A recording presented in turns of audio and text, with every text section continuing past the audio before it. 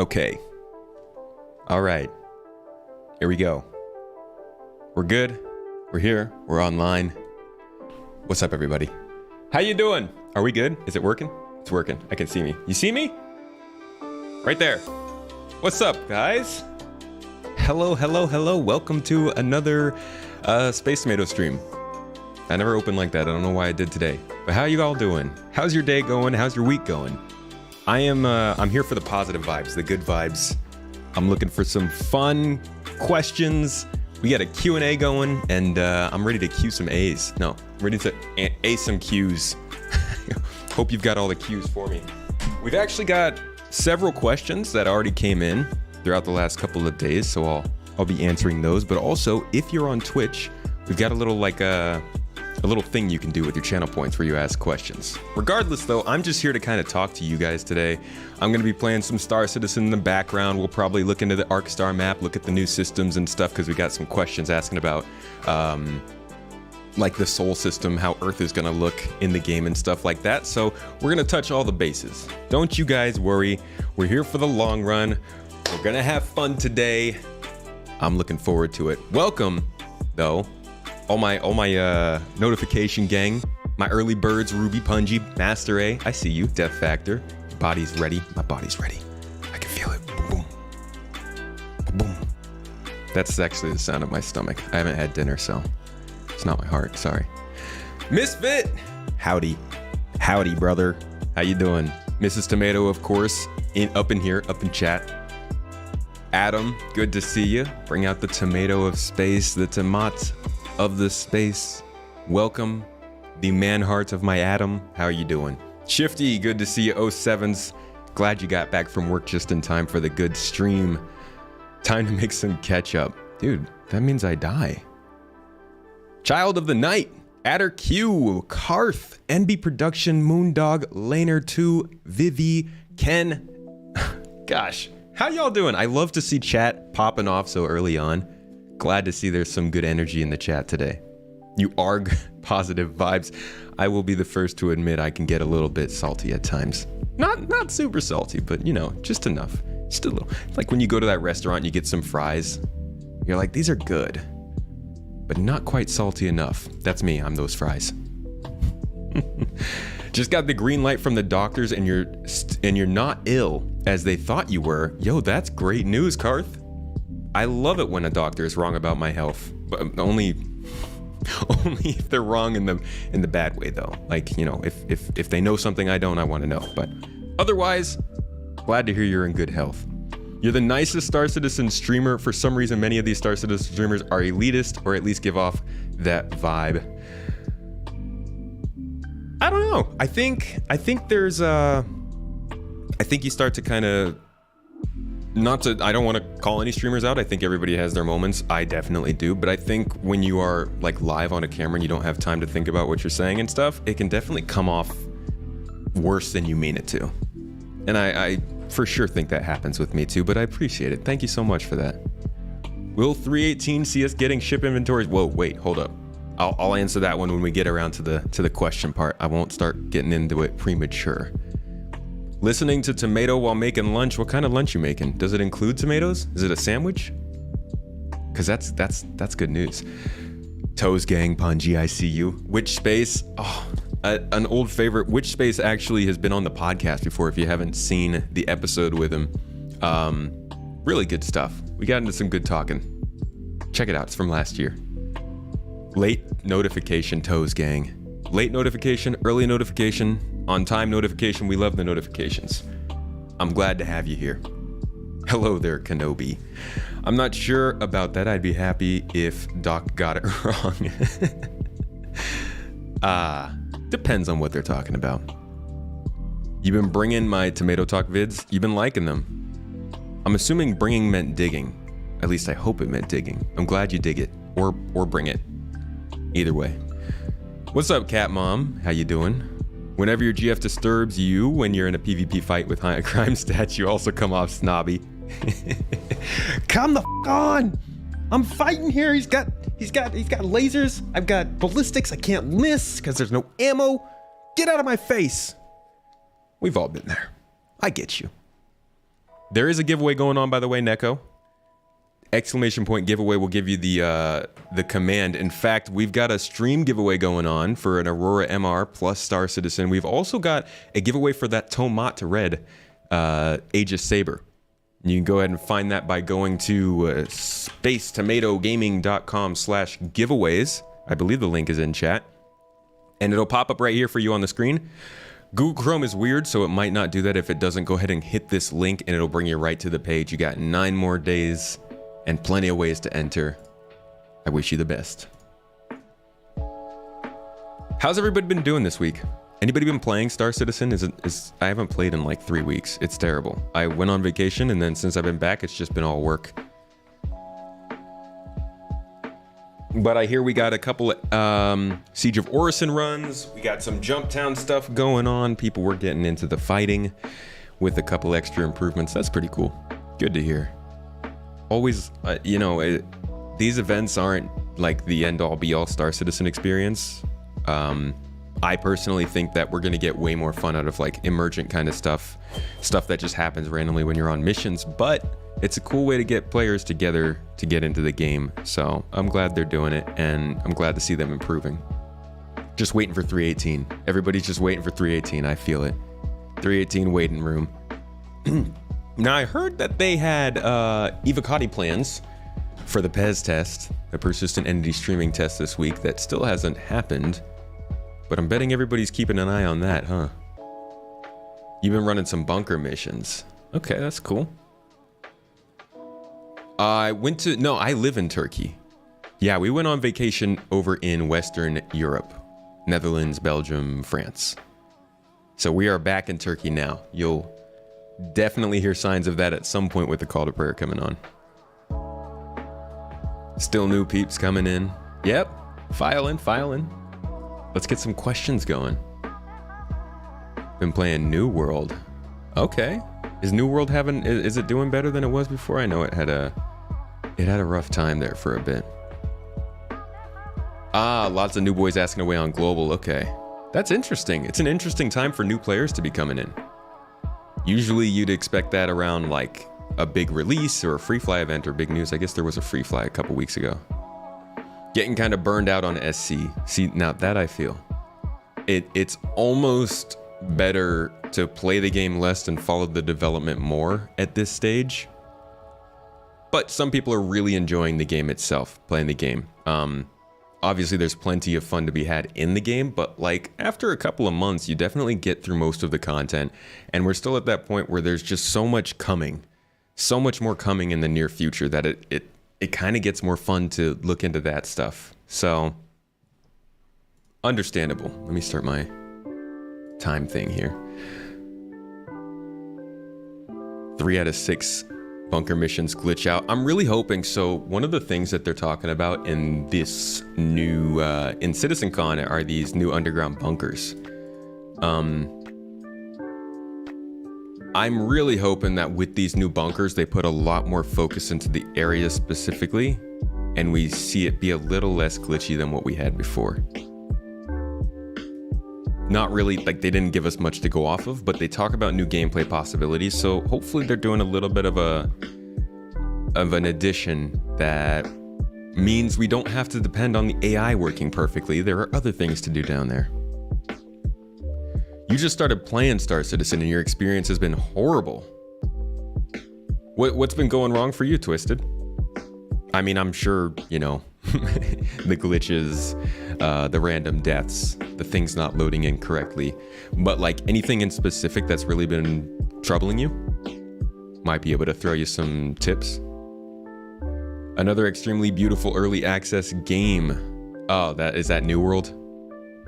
Had a big update yesterday, Book of Travel, so had to sit a bit of time walking around in there. That's cool. They're getting updates.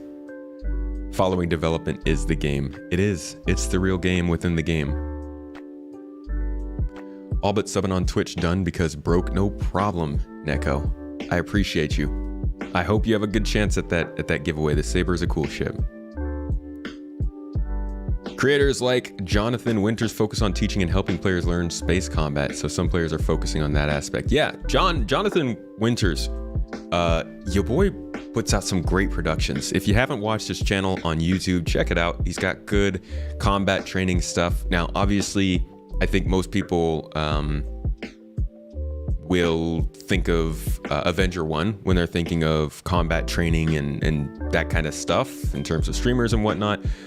There are plenty of different styles of learning this stuff though, and I think no matter how many people are out there, definitely look and see what kind of variety there is, because everybody's got a different style of teaching and you might like two different people, you know? I would check out the channel as well. He's putting out great videos, got great production quality, and it's kind of entertainment on top of teaching. It's cool. So when it comes to questions, I do have one. Any news on more animations and character customization? Talk about muscle, fat, make our citizens more unique. I am going to say we have a link where your questions will come straight in here, which makes it easier for me to answer, but that's an easy one to answer right off the bat.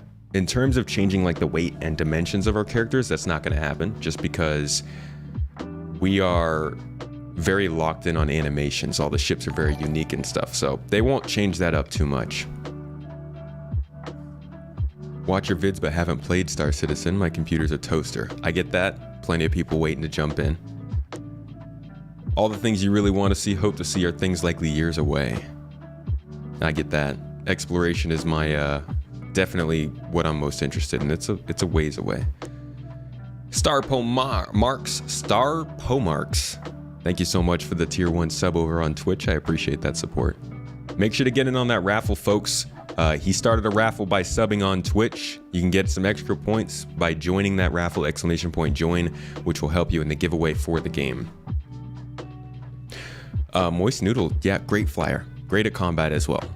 Another person to check out. Used to watch every single streamer, but now there's just too many. There are a lot of people streaming this game. For a game that is, hold on, let me check my notes here. It's Star Citizen is a scam. Yeah, for a game that's a scam, certainly a lot of people streaming it. It is a very streamable game though. When I try doing money runs, there's always people where I'm going and I get shot down all the time. Huh. You've been tried following my starter guide. Is that like outposts and stuff? Are they AI or are they players? That's actually pretty weird that you keep getting shot down by players. The wipe coming up will be at 318. You got a question about quantum boost. Somebody, can you, Mrs. Tomato, are you watching? Can you throw some of these questions into the Google Docs so I can just remember to answer them once we start? They offer ships for exploring, but nowhere to explore. I'm actually of the opposite mindset. I feel like they give us plenty of areas and plenty of space that things potentially could be, but we have no way of discovering if things are there, so there's no point, you know? These moons are huge, these planets are big. It is almost a guarantee that there are areas in the game where players have never been, but we just have no way of like going somewhere and throwing out a scan and being like, bling, bling, bling, there's a point of interest over there, let's go. So it kind of discourages people from getting out and exploring.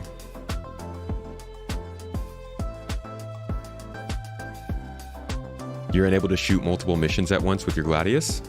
You try hitting the G key when you're in missile mode. Should load up additional missiles.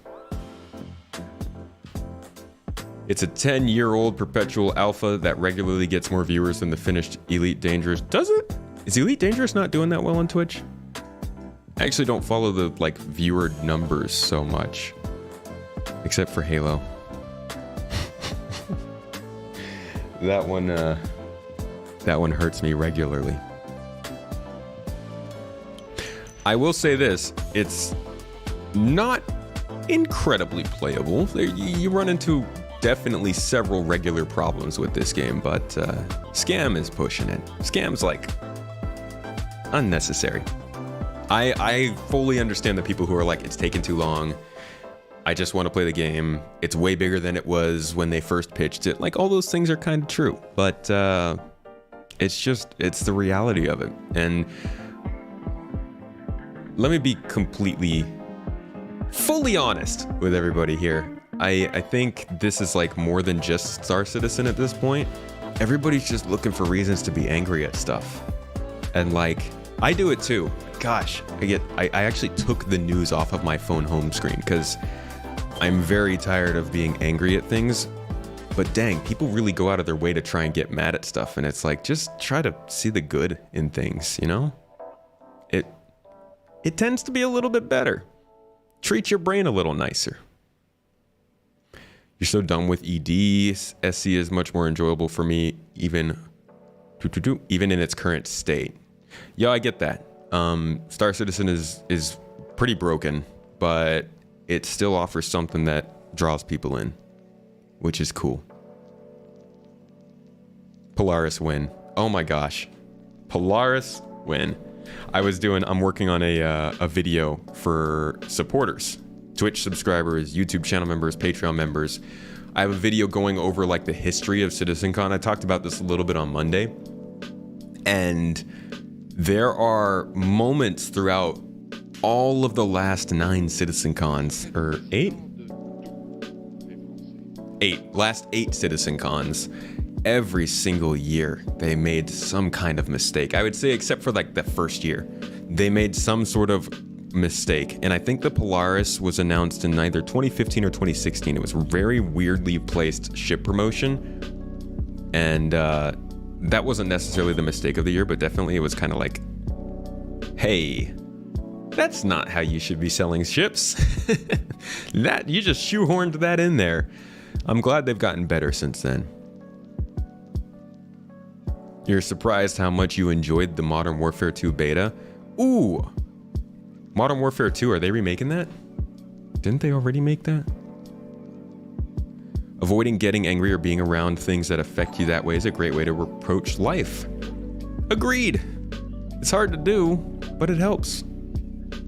The thing that annoys you most about hate towards SC is that people are basically mad because CIG is being too ambitious. Doing hard things is hard, takes time. Who'd have thought? I agree. I think there are some people who give the game crap for going too far. And I also kind of get where that argument's coming from, because like at some point you do need to bring it back and be like, hey, we've got a job to do here. Let's like draw the line somewhere.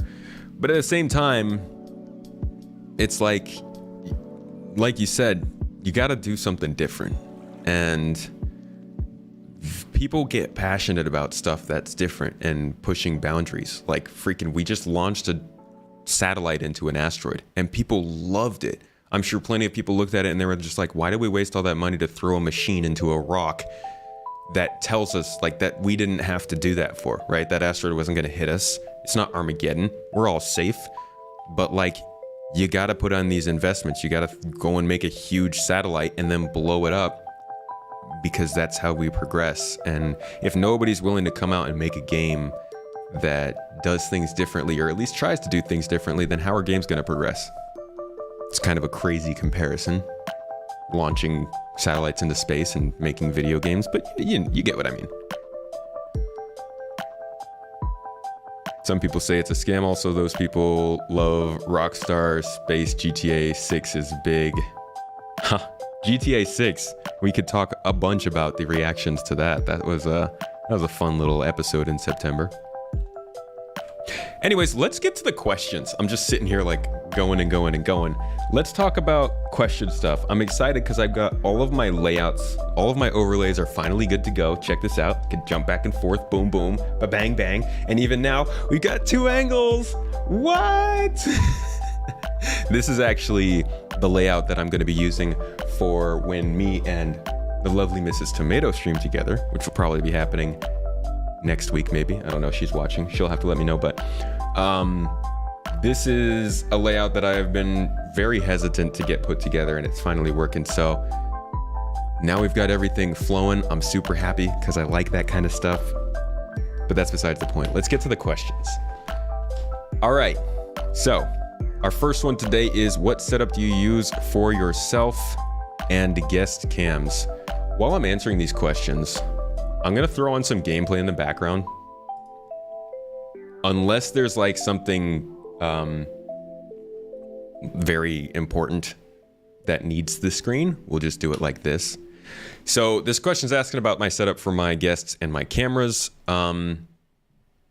Pretty easy one. I use video.ninja. It used to be called obs.ninja before OBS was like, hey, stop using our name.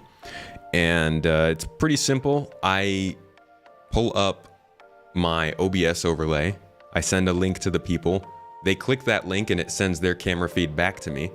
And then I can copy that link and paste it into OBS anywhere I want. And that basically imports their camera onto my screen. So that's kind of a pretty easy way of doing podcasts and shows nowadays, and it's what some people use, but there's more and more opportunities and options coming out. Things like Riverside.fm, Twitch is doing their own guest thing, and there's a couple other services you can use for it, but that's what I do.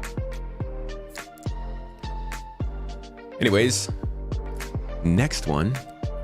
It's a good question. Thanks for asking. When do you feel we will hear more about Squadron 42? Oh boy. Okay. Depends on what you mean by more. Because we do get the monthly reports and they do kind of slip in some statements here and there. But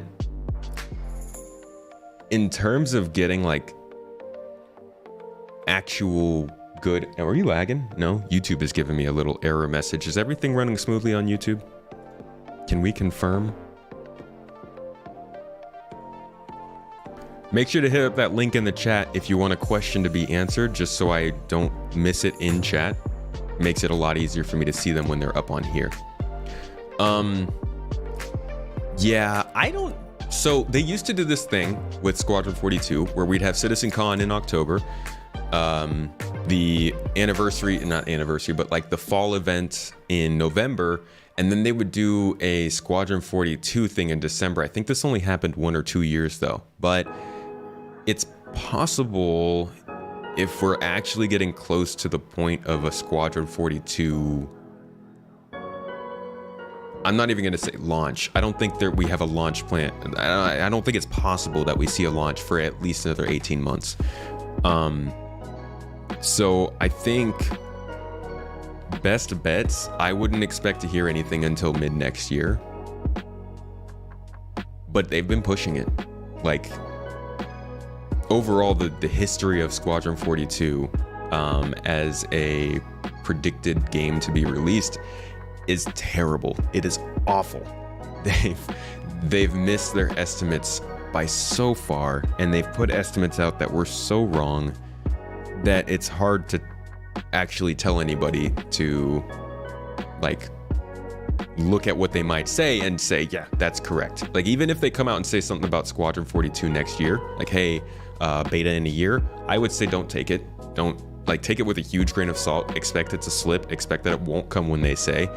And don't really look at anything except for maybe a 6-month sort of roadmap as being reliable, because they've never been that on top of their predictions more than 6 to 8 months out. It's looking smooth over there? Cool. Good to know. So yeah, I think next year at the earliest in terms of Squadron stuff, but maybe they have something planned for us for the surprise at the end of the year. I would say like 10% chance of that. I don't think we're anywhere near a Squadron 42 release. Just looking at the gameplay that we have in Star Citizen.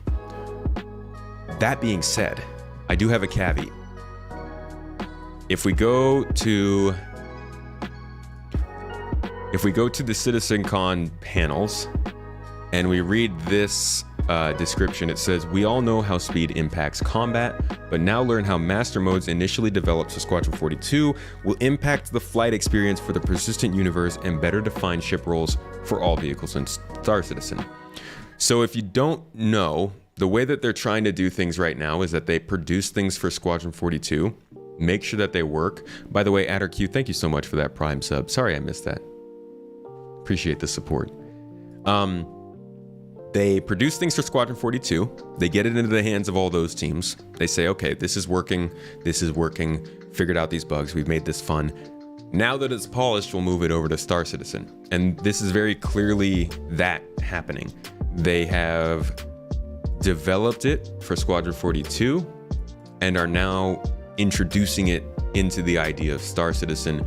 What we will see at CitizenCon is how far along it is. Because if this is something that, let's say Master Modes is being shown off at CitizenCon, and we're seeing VFX, we're seeing like random little things like sound effects, camera shake, animations, all of the stuff that goes into Master Modes actually being a realized, finalized feature, which not a great chance of that. But if there is, that I think points towards how things are going for Squadron.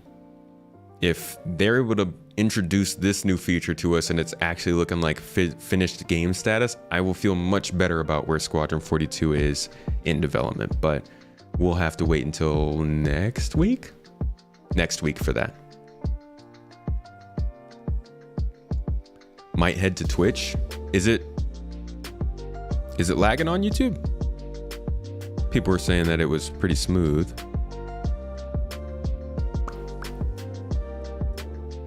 CIG needs the copy off of Red Dead Redemption 2 NPC activity just adapted for outer space. That's kind of what they've been doing. If you go into the roadmap stuff, we'll take a little detour here, because that is a good point. It's always fun to look into all of the AI stuff they do. They actually talk about this in the monthly reports a lot too. But if we go into the progress tracker and you just look at AI in general, you'll see that they have a ton of activities. Arcade machine stuff, commuting, dancing, what they do with ground vehicles, the hawker, the goods dealer, the janitor. They've got leisure stuff, medical stuff, navigation links, off-duty activities, hygiene, sleeping, untrained combat, utility stuff. So there's a ton of activities and like behaviors that they're building into AI that I imagine will come off kind of the same or similar. Excuse me, kind of similar to Red Dead Redemption. Music's a bit loud, huh? There we go. Fine here in Tokyo onto YouTube. Hello out to Tokyo, by the way. Oh, you want to follow on Twitch? Okay, cool. Thank you, child. That sounds. That sounds. I'll call you the knight instead. It's weird. Thank you, my child. Virginia, no lag. All right, cool. No Tony Z panel is a mistake, you think? To be honest, I love Tony Z. But I'm okay with not having a Tony Z panel. I still haven't watched last year's Tony Z panel in full because I think it was the only panel that was all talking, if I'm not mistaken. Let's see. I think we had Life in the Verse, that had the demo. Ship Talk had plenty of concept art and stuff. Server Meshing had some cool graphics.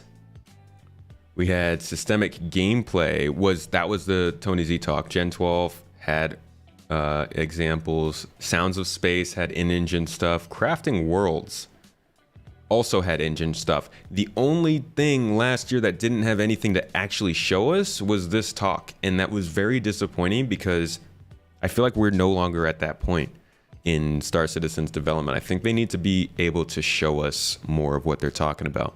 I do wish we heard more about the quantum economy system, but I don't think Tony Z is necessarily a must for those kinds of things. Not to say I don't like Tony. I love Tony. I think he's got freaking amazing ideas, but I'd like to see more of him when those ideas are more realized. And we've seen some of the quantum stuff, but that's still taking a while to get into the game. Drazen and Holston Coop showing up. What's up, 07s boys? How you doing? Got a lot of work to do tonight. Glad to be listening in the background. Glad to give you some entertainment for that. Usually people just call you Cotton. Oh, okay, I see. COTN. That's easy. Do you think CIG will add a new bomb type? I think they were talking about bombs, right? Weren't there like scatter bombs or something? Bombs. That's all it says. Just bombs. It's different from the Moab that they built for the A2. Geez, 61 weeks of work for that too. We haven't really heard much about it, but it's been, at least the listed work has been completed for a little while. Don't know what that is. All right, we spent a lot of time on that squadron question, and we got a lot more questions in that time. Let's do some more. Your thoughts on future funding options for CIG? Okay. Now hear me out. Star Citizen socks. Yeah? Huge money maker. Let's be honest. Everybody needs socks. We all wear shoes. We all get cold feet. And we don't have slippers. Star Citizen socks, I think, is how they're going to make most of their money. No, that's actually completely untrue. Although, you can get some Space Tomato socks. Yes, that's right. Perfect segue into shilling for my own socks. That's right. Space Tomato socks doing real good. Tell ya, they label your toes. My toes. This is just the first part. But we made these. We got them custom made with a company who stitches the actual color into the fabric. They're very high quality, super warm, nice and comfy, and soft. If you're interested at all in supporting us, the socks are a great way to support us while also getting some good foot warmth. So Mrs. Tomato will drop that link for you in the chat. But ultimately, I do think that CIG is going to have to figure out how to do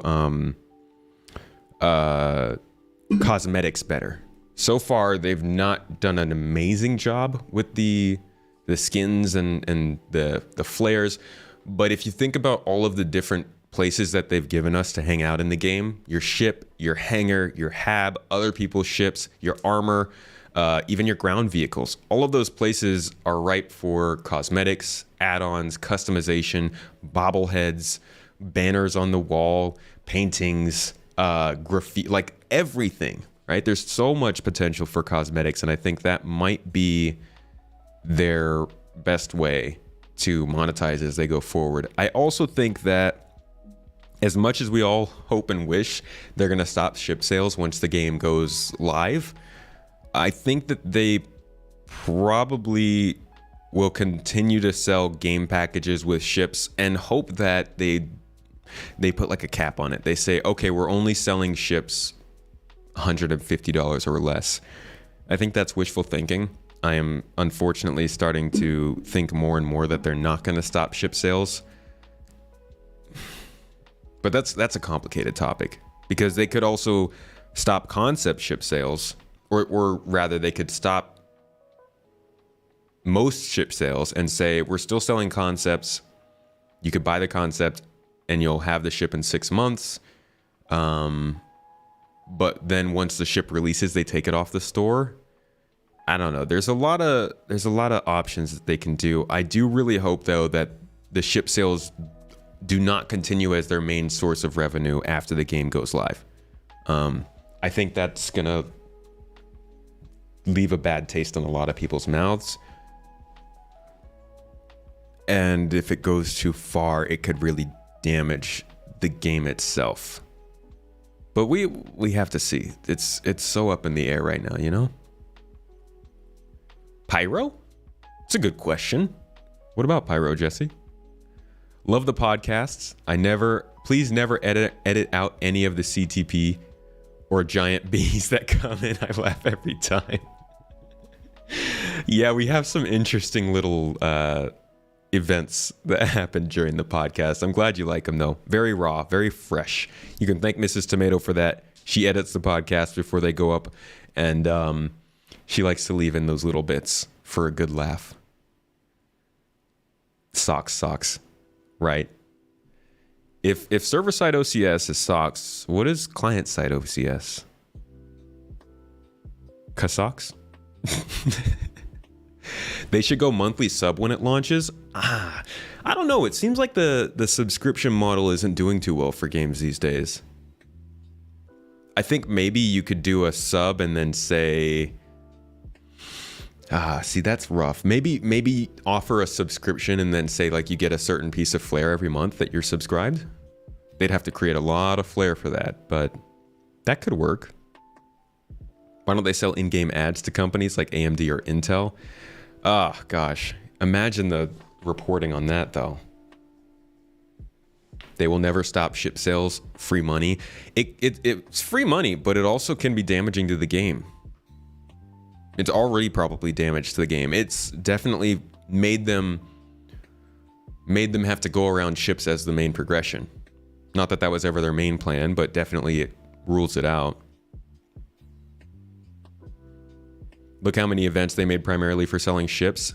I think though that those events can definitely survive without the ship sales. Like Invictus Week, for the most part, if you just are, I guess part of it is the free fly gets people interested in the ships, getting them to want to buy them. They've got to limit the types of ships that they sell at the very least. You think more likely what is to happen is the game will go free to play. Ship sales and other add-ons will be the main source of revenue. I hope it doesn't go free to play. I hope there's always a buy-in price, because that definitely helps out.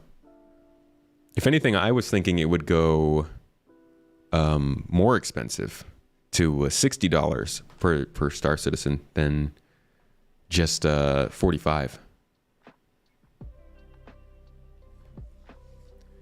Post-release, when they need to tweak the meta and people have lots of real dollars on the line, yeah, see, that gets very, very dangerous, because now we're talking about ships that once you get blown up in your ship, you might actually lose that ship. Not permanently, but it means a lot more with insurance claiming, the fact that you can't just spawn somewhere else, like a lot of complications with that. How about charging real estate taxes for gamers with established colonies? I do think that'll be a thing. I think if you go to, this was another controversial thing that they did during CitizenCon. I think it was a little blown out of proportion, but so if you go to Star Citizen's land claim stuff and you see that the land claims are actually not for all space in the game, they're only meant for UEE territory. So I don't think they've talked about it yet. You can sell back the claim to the UEE. Yeah, I don't think they've really talked about it, but I do see them saying, hey, you're going to have taxes imposed on you by the UEE if you decide to claim some land and build a base. And then you'd have to obviously tax the people who use your facility to pay UEE. So that kind of adds to the economy. But, you know, that's outside of the whole ship sales thing.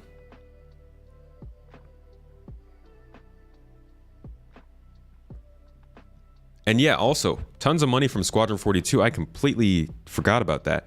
Squadron has the potential to make them a lot of money. In fact, I was theorizing that all of these new studios they're opening up, all these new people they're hiring, kind of indicates that they're expecting a big inflow of cash in the next few years. And I think that that's Squadron. They are probably looking at Squadron 42 to help fund the rest of Star Citizen's development, because if they can, I mean, a lot of people don't know about that game. If it's actually a good game, it actually has all of these big AAA list actors. It runs well on PC. It's entertaining. It's written well. It's going to sell like hotcakes. If nothing else, then just because it's a different type of game from most other things coming out. Might not be for sure, but that could be a huge source of revenue for them as well.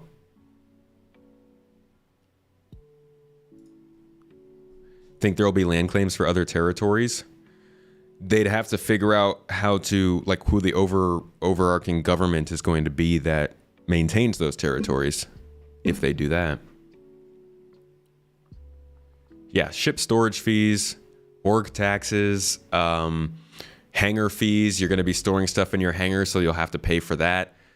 You'll probably be paying, I don't know if they'll charge you money for jump gates. UEE is pretty crappy, so they might do that. But docking fees, ship storage, hangar usage, cargo storage, all these things are going to be money sinks that force you to kind of consider if what you're doing is actually worth it. You pay enough taxes in real life. All your taxes are ours. Will the gangs tax you if you stake a claim in Pyro? I'm sure the gangs will tax you for much less than that. Let's be honest. I bet the gangs will just pull you over and be like, hey, we see you around here. Money, please. So yeah, in terms of future funding, cosmetics, ship sales, Squadron 42, probably going to be the three main things. Taryn McLean, I see you with that 15 months subscription. Yo, almost a year and a half. Thank you so much for the support, friend. Coming in here with the bits as always, but also with the sub. Thank you for that. It's also worth considering that while the gamers out there are all LOL Star Citizen, so many of them just don't really know what they're talking about and just laughing. Yeah, Star Citizen's a meme. There's plenty of things out there that are like, you like to laugh at it, but in reality, it has something going for it. And Star Citizen's definitely first reaction, laugh, second reaction, ask questions, but nobody ever gets to that second reaction. In fact, what if they can port Squadron 42 over to consoles? Then the whole game changes. Imagine Squadron running on PlayStation and Xbox and how many more people that opens the market up to. That could be huge. And also, obviously, a lot of people are looking at their localization efforts in terms of making it available to other languages and saying, hey, this is opening it up to other markets, whether that is a malicious act or they just want more people to be able to play the game. Doesn't matter. But that also is opening up new markets and bringing in new people. Oh, hold on. Hold on, everybody. Don't react with no, don't bring it to consoles, because Star Citizen is a PC game first. Squadron is a PC game first. We all know this to be true. Chris is crazy about that. He marketed the whole thing on that.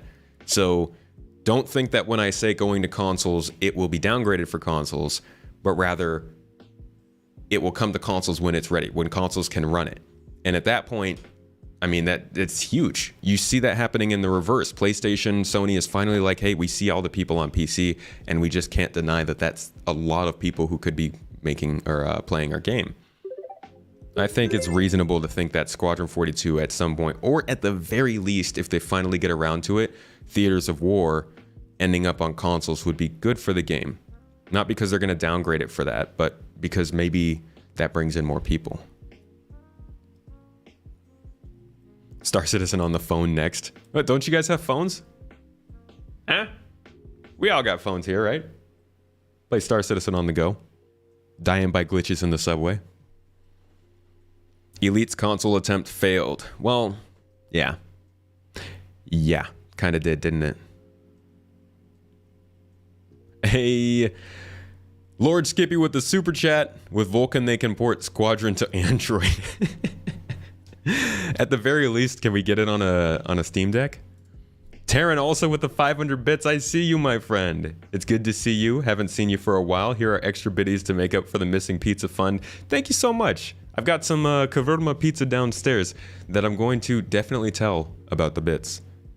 Y'all wouldn't exist if it weren't for Taryn McLean. Thanks, buddy. All right, next question. I'm spending like 20 minutes per question. Do I prefer tomatoes grilled or raw? Okay, this is an easy one. This is an easy one. I'd like a grilled tomato, and I will tell you why. I'm actually allergic to tomatoes. I'm allergic to most fruit and a handful of vegetables. It's also several different mouthwashes, certain toothpastes, and something else that I don't know. I have something called oral allergy syndrome, which basically makes me have an allergic reaction to a lot of different things, primarily fruit. And oftentimes I have reactions and there's no way of knowing what it's coming from. So raw fruit are a no-go. If you cook them, then I'm good. So grilled over raw. The truth comes out. He's a scam. He's a f***ing scam. Everybody go home. Show's over. Tomato can't even eat tomatoes. Cannibalism is not an option. What a weirdo. Hey, Salad Gas, thank you for the super chat. Said, if it comes to Android, Lord Skippy will reimburse me for my setup. I blame him. Yeah, Skippy, because you said that, I'm going to sell my PC and just invest in Android phones. So if it doesn't go there, I'm blaming you. It goes to mobile this CitizenCon. What if that was their big announcement? Oh, how freaking tone deaf. That would be so crazy. Oh, what's going on with our internet speeds? Are we lagging at all? I've got some really low bit rates going on right now. Let me know if there's any instability. I'm using a new system right now, seeing how it works. So let me know.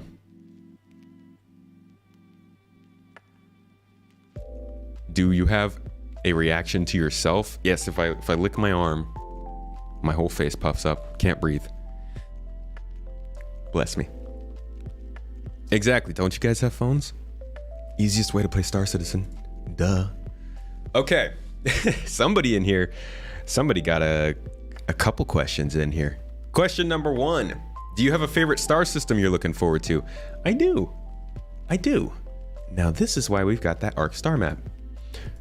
So, if you haven't seen this already, pretty cool. This is a map that's on the CIG website. I'll go ahead and drop the link in chat for you if you'd like to.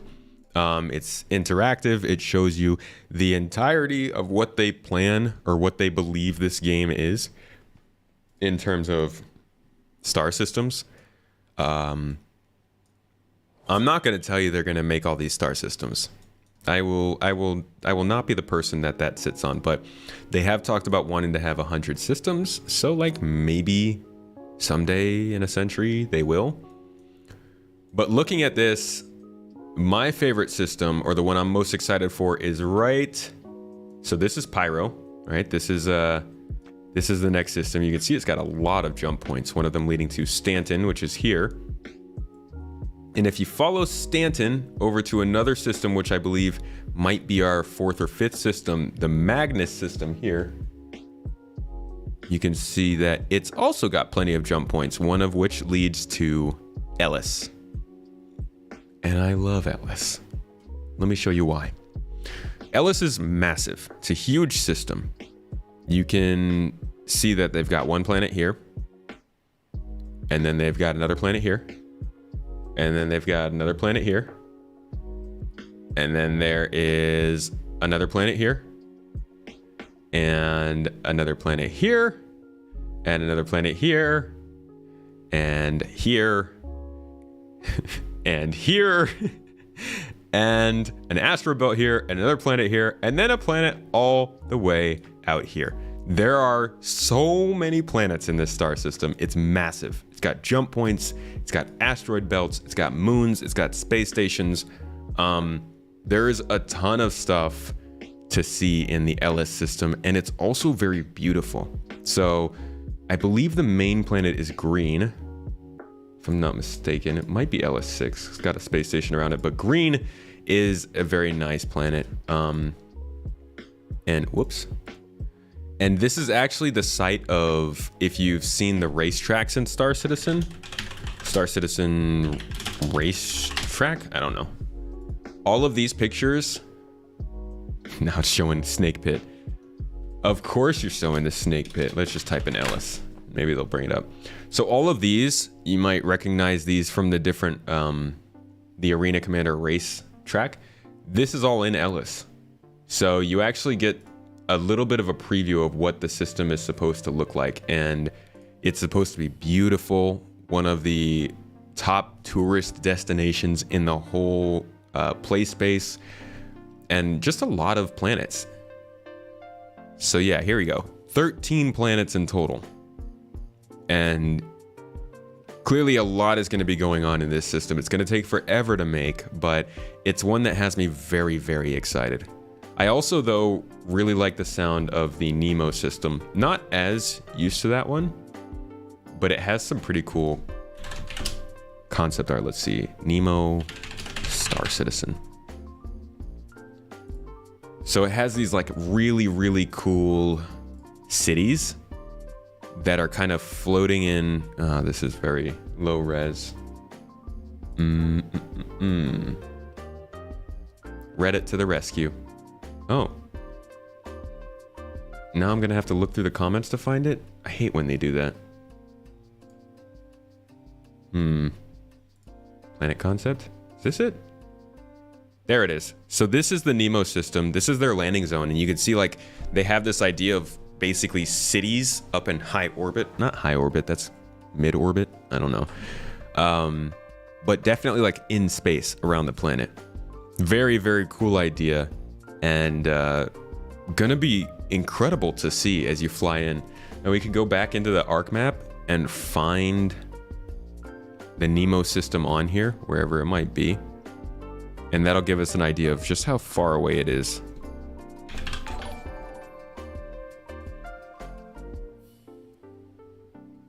Nemo star system. Oh, there it is. It was on the screen. So Nemo is what looks like not too far from our current game space. So Stanton is here. Actually, you know what we could do? Set up a route going from Stanton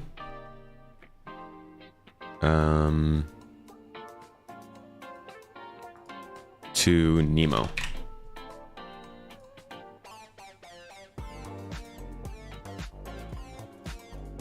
Calculate it.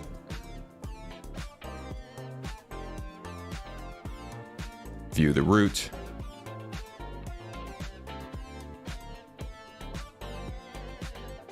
Okay, so here's our route. You go from Stanton to Terra to Tyrannus, Genesis, Cole, Nemo. That's actually a hell of a route.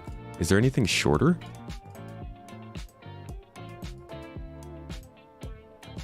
I can't wait until this is in game. It's gonna be so nice when we could start planning these routes out. It looks like you could just go Stanton, Magnus, Ellis, Nexus, Hades, Nemo. That's still pretty far. So this is gonna be a while before we see Nemo. And the way I think of it, that's no closer than like 10 years, right? I just don't see them making all of the systems to get to Nemo in less than 10 years from now. And if you can imagine how much better the tech is going to be for building these locations in 10 years, makes me super pumped to see something like this. This is all such, like, talking about the systems is so, I don't want to say copium, but it's very much a theory crafting sort of long-term distance kind of view of the game. And I try not to get too excited about that stuff. But it's definitely a system I'm excited for. Can't wait to see Bremen. I've heard things about Bremen. Bremen is where the CDF started, right? It's where the Civilian Defense Force was founded. Isn't that where Consolidated Outlands has their base too? Grumpy, what's up, man? You'll need to find it first. Yeah. Somebody will. J Stars, thank you so much for that tier 1 sub. Appreciate the support. My love goes out to you. Next question. That was a good one. What's your favorite out of cookies, cake, and ice cream and favorite flavor? American and Turkish? This is 2 questions, you cheater. I love cookies, but I also love ice cream. I like cookies and ice cream, but only if they're caramel cookies. Favorite flavor though, I love dulce de leche ice cream, but like as I've grown older, I've realized there are a ton of flavors of ice cream that are very specific to a certain person, place, or locale. Like I want to make baklava ice cream. I think that'd be delicious. So I can't say I have a favorite flavor, but I love anything caramel flavored. My dog's losing it. I think nope, she's still going. She likes to bark at random things down the street. Next question. Do you have a favorite beer or alcoholic drink, Turkish or American? And this is another double. You ask a lot of questions. Do you have a nope alcohol that you can't stand, or is that one drink that you just had too much of? I'm actually not big on alcohol. I don't drink all that much. I would say most of the time if I'm drinking, it's like with dinner and it's some wine or something. I generally, when I was younger, old young tomat, I did a lot of tequila. I was a big, Mrs. Tomato gifting out 5 subs, getting that saxophone playing. Thank you for spawning that. I know you did that just for the saxophone, because we basically just gave money to Twitch. But thanks for gifting out the subs to the members. Welcome to the sub club, folks. Make sure to take advantage of those exclusive videos. And I think I also missed a sub on YouTube. Thank you for that.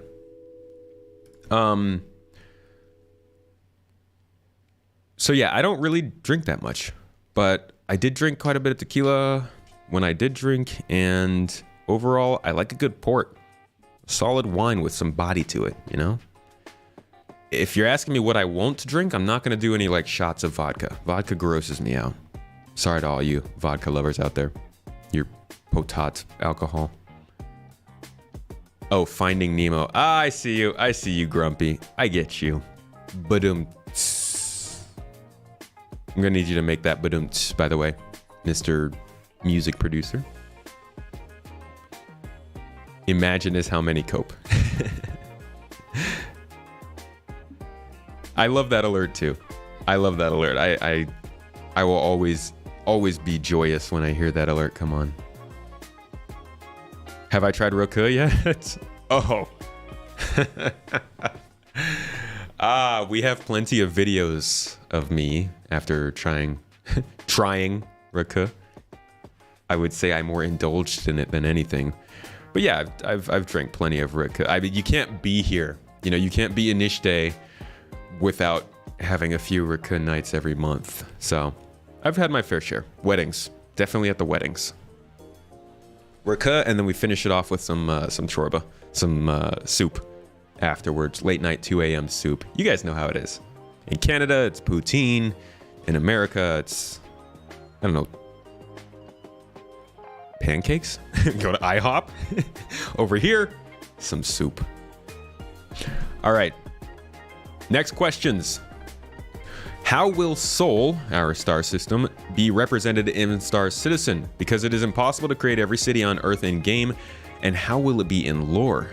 Not sure if you can answer this, but I haven't seen it touched on any content creators, so interested to see your response. Because this is the kind of question that a lot of people might be asking, and the person who asked this might not be here, I will go ahead and make sure to record this answer so that we could post it to Space Tomato 2. So the question is, how will Earth be represented in Star Citizen? Obviously, they're making all of these different systems and planets. They can't just go and like create an entire replication of Earth.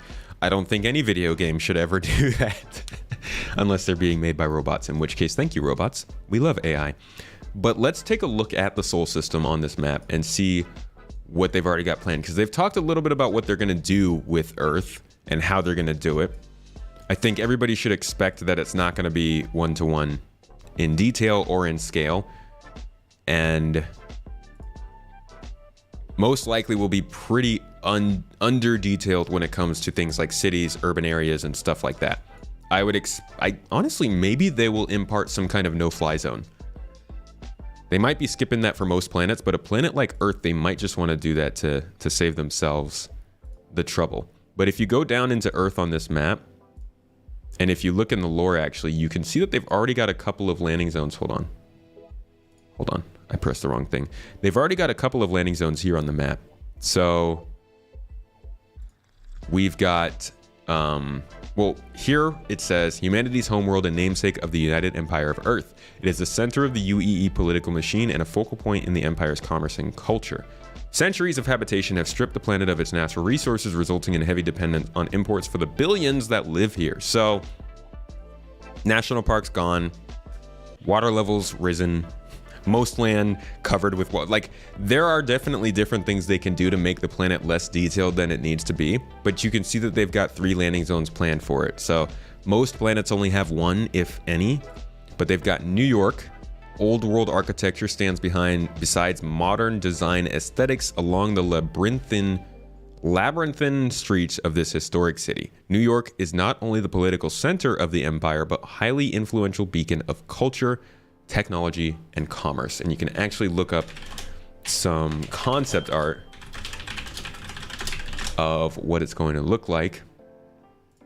Sure, you've seen this picture. You can actually find this very picture in your Habs when you load in Port Olisar, I believe. Wait, no. Is this? Yeah, this is New York, I believe.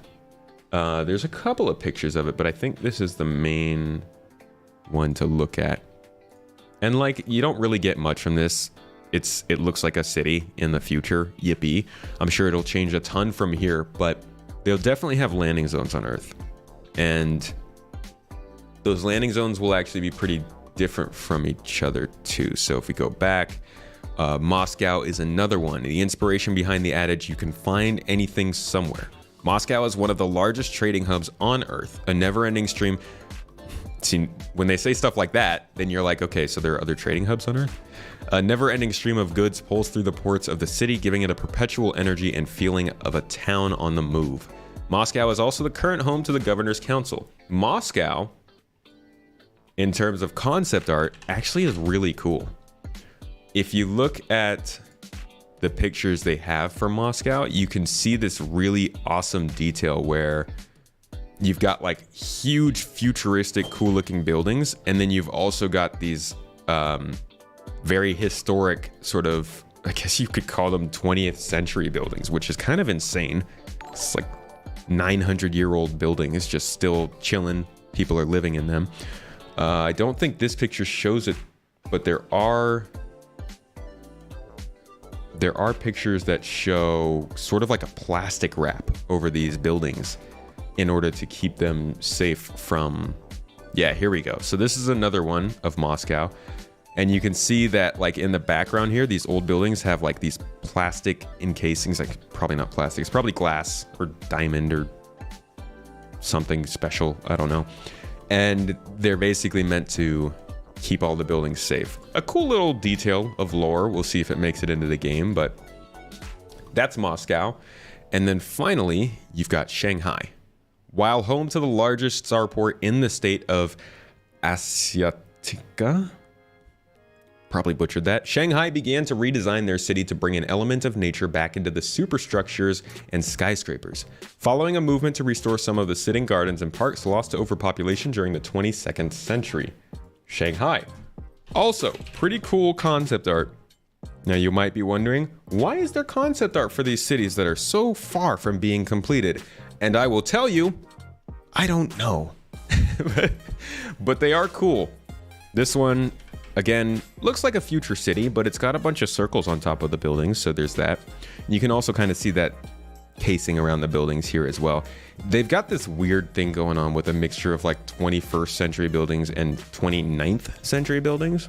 Not sure how they're going to sell that, but this is overall how they've shown us that Earth is going to work so far. And I think that the best way to understand how Earth will work is probably looking at Terra whenever that comes into the game. And Terra, I think, will probably be in game within the next 5. Take that back. No numbers. I didn't say any numbers. It's not actually happening. Don't put a year on it. But I do think that Terra would give us a good idea of how Earth might look. Overall, all these things are way too far for us to care about, so I wouldn't get too hyped for it either way. That was just that's a fun question, and I think it's worth answering.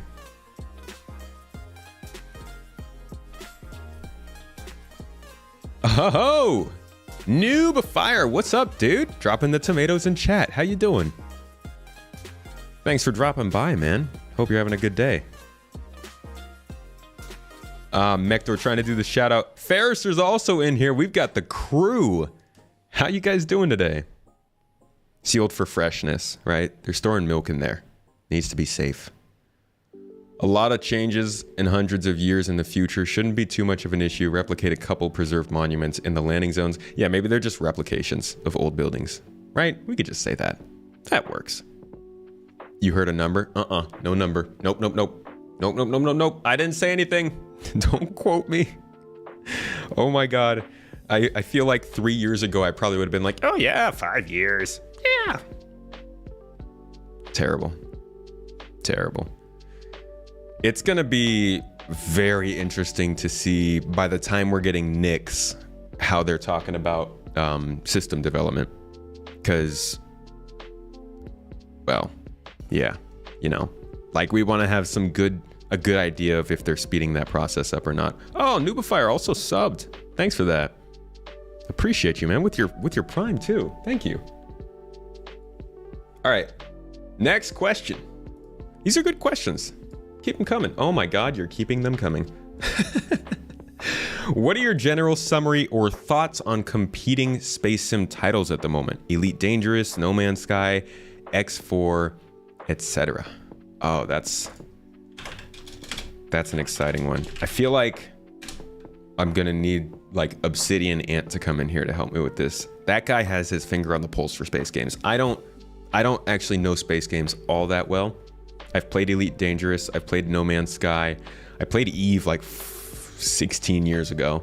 I've played Stellaris. X4 I have not played. I know there's like Outlaw Galaxy. What else is there? There's a few different prominent sort of like space flying games. The way I see it, all of these games kind of hit a different niche, right? Dual Universe just launched, right? There's that too. So all these games kind of hit a different niche. Star Citizen, while it's kind of buck wild in its attempt to become a game, it's definitely got unique gameplay. It's got a unique vision and style, so that draws people in. No Man's Sky is the same way. You see a picture of No Man's Sky, you know it immediately. You hear the premise of No Man's Sky, you know it immediately. Those kinds of games are forever. Not forever, but like they have plenty going for them. Elite Dangerous it's also unique, but I don't think they double down on the uniqueness. No Man's Sky does that. Like every update that No Man's Sky puts out continues to drive towards this overall vision that No Man's Sky is about. Star Citizen, I can't quite say the same for, but they're definitely continuing on the path of an interactive FPS experience. That on its own is enough of a differentiator in the space game genre. Elite Dangerous, though, was like the expansive exploration-based space sim, but then they kind of decided to ratchet back and say we're going to focus more on like other forms of gameplay, and I think that was the wrong move on their part. I'm no master, I'm not a doctor, but I do think that Elite Dangerous had a really good niche to dive into in terms of exploration. Everybody wants to explore in space. Whether you're salvaging or mining or fighting, everybody wants to go somewhere new and find something other people haven't seen. And they were set for that, but they didn't really double down on it. I think that Star Citizen's in a good place though. And overall, I think all of these star or space-based games are going to benefit a lot from Starfield coming into the fold, if it's good. Starfield is to the space genre as Cyberpunk 2077 is to the cyberpunk genre, I think. Cyberpunk games were like so few and far between in the last 20 years. Like we got some really, really good ones. Things like, gosh, I'm not gonna be able to name them. Like, oh, you can't even search Cyberpunk games. Deus Ex, huge one. Super great series. If you haven't played it and you're into this kind of stuff, definitely play it. Shadowrun was another good one. System Shock was pretty solid. But like overall, we haven't had that many major cyberpunk games, right? And the genre is super popular. It's very relevant today with some of the things that are ingrained in the cyberpunk genre. And 2077 was in the perfect spot to kind of renew interest and bring people back into the genre. And I think it's done that. I think it could have done a lot better at it, but I think it did that. And I feel like Starfield is kind of the same. Like, so many people don't realize how many space games exist. Everybody's been playing, if you look at the fantasy game genre, oh my gosh, like Final Fantasy, Elder Scrolls, The Witcher, things like Diablo, Dungeons and Dragons, World of Warcraft, Elden Ring, all of these. There's so many fantasy games for people to play that generally when a game comes out, there's like a 30% chance it's fantasy, at least when it comes to things like RPGs and stuff. So people kind of forgot about the space genre. Frame drops?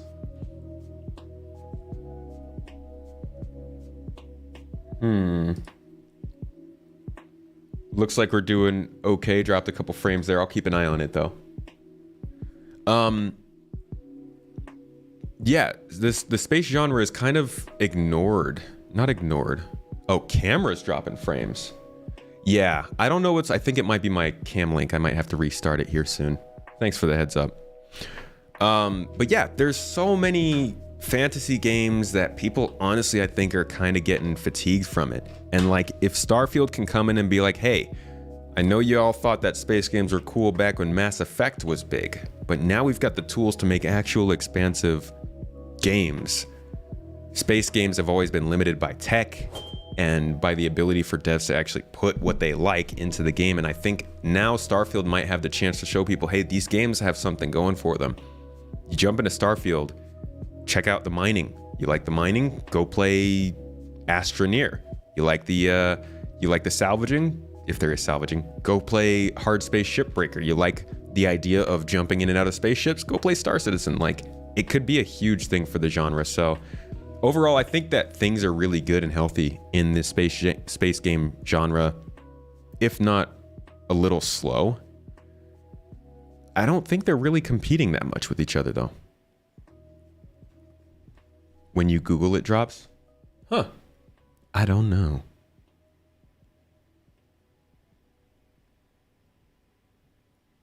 Thoughts on the Callus system? I actually don't know what the Callus system is. Let's see. Real quick. Coming in here, sneaking in a question. Shame. Ding, ding, ding, ding, ding. Game of Thrones reference, sorry. Callus. Callus. It's got a couple. Oh my lord, it's a big system. Is that an Oort cloud? What the heck? It's got 8 planets, a big old space station. Oh, 9 planets. Pretty big. Not quite as big as Ellis, but it's getting up there. Sounds interesting. Is there any concept art for this system? Clickety clackety.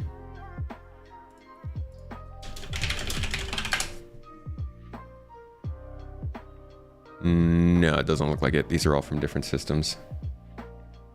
Don't know much about it. Sounds exciting though. Starfield has no multiplayer?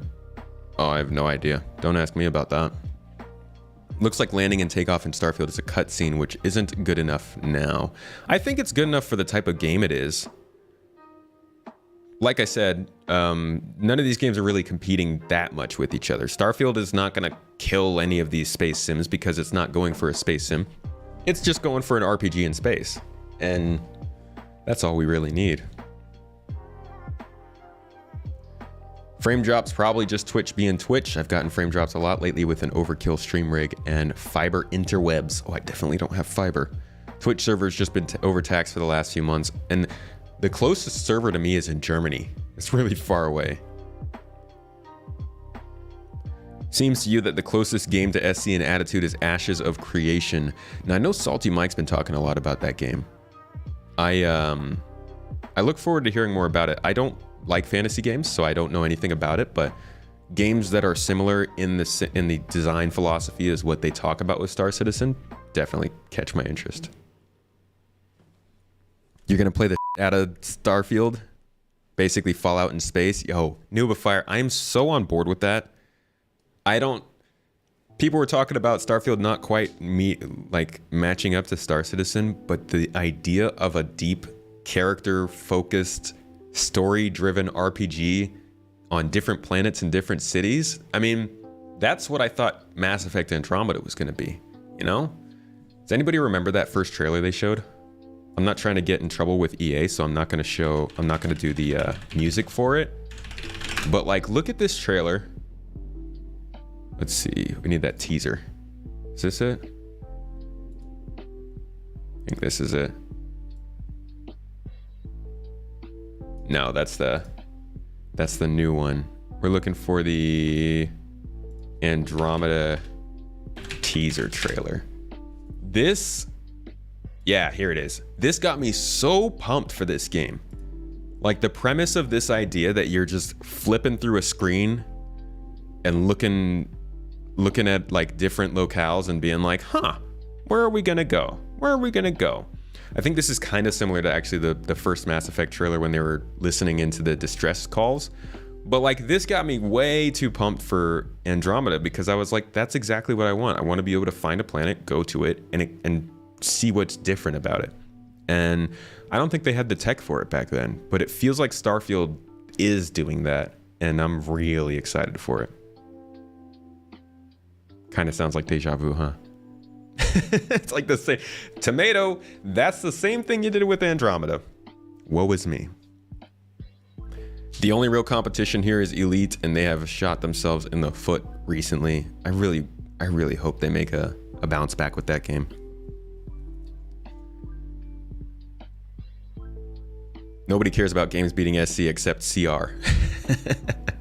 You think he keeps pictures on the wall? Like, this game, this one, he just throws darts at the wall. Which game am I gonna try and take a feature from this time? I couldn't even imagine if we got Skyrim in space. That game was, I didn't play through all of Skyrim, but I loved the bits that I did. All right, next question. You have moved, as far as I know, and have contact with a lot of players all over the world. Have you noticed any differences, mainly concerning playstyle, attitude, and behavior in chat? To be honest, I would say you don't even have to move to notice the differences in. I think the easiest way to notice them is in servers. I don't notice it from talking to players too much, just because I haven't thought about that. But definitely, like, the American servers in Star Citizen are much more aggressive in practice, from what I've seen, and kind of dangerous. I tend to stick to the EU servers or the Australian ones because they're a little more laid back. But other than that, I haven't really noticed too many big differences, mostly because I don't ask people in game where they're from. Outer Worlds was a pretty sick Fallout in space kind of game. Yeah, which is poetic in a way. I'm excited for Outer Worlds 2. That's another game that I didn't finish, but I did enjoy what I played from it. You do see SC as a vanity project, leaving your mark. It is his legacy. BioWare really messed up Andromeda with a lot of studio changes and restarts. Yeah, the story of Mass Effect Andromeda is heartbreaking, honestly. The fact that they were forced to use Frostbite for a game like that is a travesty. And then it also got screwed over because they ripped the team apart to make Anthem. That was just, God, what a disappointing couple of years that was. All right, next one.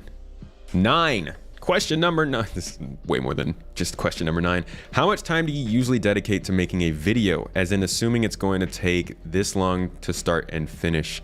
I answered this on Captain's Table over the weekend, and I think I gave a slightly misleading answer. I said that it can take up to 20 to 30 hours on a video. But that's for like the longest videos. So I would say on average, like a main channel video probably takes me anywhere from 12 to 16 hours to make. So here, I can give you guys a look-see. As long as nobody like screenshots my screen and saves the script and turns it into a video. That would be insane. Nobody's gonna do that. Let's see. So this is like a script that I started writing 2 weeks ago. And this talks about the history of CitizenCon, so you get an idea of like how long a script is. And this is one of the longer videos. So this is like a video that would take 20 to 30 hours. Kind of a long one. Where in retrospect, I would say, yeah, a mainline video would probably take me like 12 to 16 hours. Usually I actually have an editor that works with me, for those of you who don't know, and you probably know who he is. He also does stuff in Star Citizen, but it's usually like a few hours of researching and then like a few hours of writing. Then I pass it to him for some editing, and then I go back and I finish it off. And then like the publishing, all of that is usually like 12 hours at the least, which overall is like 2 weeks. I usually start the script for a video on Monday or Tuesday for next week's Saturday. So it's like a 12 to 13 day sort of cycle per video. What's the process for making a new video? I guess I just named it. Researching, writing, coming up with an angle. Honestly, the hardest part is coming up with the idea for the video if it's not news related. There's a deliberate time invested in content. The reason everyone isn't making content all the time is because very few people have the time to do it. Yeah, I am blessed, and I have been blessed since the beginning. Why does it look like I'm frozen on YouTube? Screen's not frozen. Oh, okay. Must have just been on my screen. Yeah, I've been blessed because I was able to, well, okay, long story short, when we started this, Space Tomato Gaming, me and my wife both were in Turkey. Basically, because of things, many of you know about the whole story. It's on the Twitch channel still if you want to listen to it, but because of reasons, I had to quit my job and move to Turkey. And luckily, Turkey is very affordable to live in, so we lived off of savings and started doing YouTube stuff, and were able to not have to deal with ridiculous American rent prices. But like, there's no way I would have been able to do this if we were living in America. It takes a lot of time, more than it's an investment. The amount of time that you put into this is nowhere near the reward in the beginning. So we were very lucky to be able to forget about that and just do this in a more affordable area. Yeah, it takes a good amount of time. What's the process for determining what a stream will be about? How long does the planning for that usually take? Not as long. I only would put an hour maybe towards a stream beforehand. So like, there's a lot that goes into streaming, from making the overlays to setting up the hardware to dealing with all the tech problems and all that kind of stuff. But in terms of actually planning out each stream, my Monday streams take the longest because I'm usually talking and presenting you guys with monthly reports or stuff. So I'll plan that out for a little while. And that's like an hour of planning maybe. And then the thumbnail for YouTube and stuff like that. But determining what a stream will be about is something I'm still not great at. A lot of people get to play Star Citizen. I don't really play it that much because I've realized that people didn't want to watch me play that much. And I think that's because my types of gameplay that I would normally do that would be more entertaining aren't in the game yet. So it definitely is going to change. It's definitely going to change between, it changes based on what game you're playing and what kind of stream you're doing. There is no you in YouTube, and the time isn't worth the money made. Driving Uber is a better return on investment. At least you can scale YouTube. Can you scale Uber? And can I like hire other Uber drivers or something? Love how you work together with Mrs. Tomato. Feels like such a good team with how you build your content. Oh, she's great. We got a behind the scenes video coming out later today that she made that's got a good look into the process of all this stuff. What's the price difference for the homes? Let's see. So when I moved here, it wasn't as crazy. But now, in the city that we live in, you could get a 2-bedroom apartment for, let me think. Probably, geez. Let me put it this way. What we got here cost about 2 months of California rent for an entire year. So we paid a whole year up front for about the price that we would have to pay in California for 2 months of rent for a 2-bedroom apartment. And this is like a full house. So the prices are wildly different.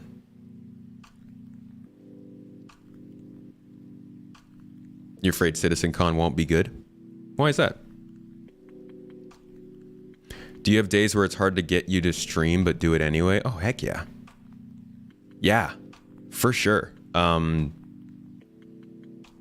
Streaming is super fun. Like I love when I'm on the stream, but leading up to a stream, it's definitely like, okay, we get everything together. Let me hope that there's no problems. Let me hope the hardware doesn't break. Like there's a lot of checklists and stuff. So it certainly gets you. Can I speak Farsi? No, I am learning Turkish. I have the time, but not the talent and the charisma. Hey, I'm pretty awkward. So, you know, sometimes you grow into it.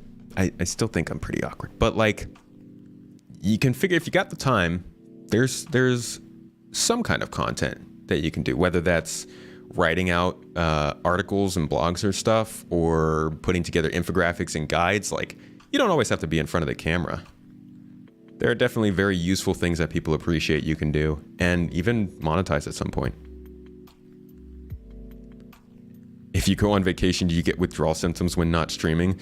Not as much as withdrawal from not editing. Editing is fun. Streaming is supplementary to the video making process, in my opinion. I like the video side of it a lot more.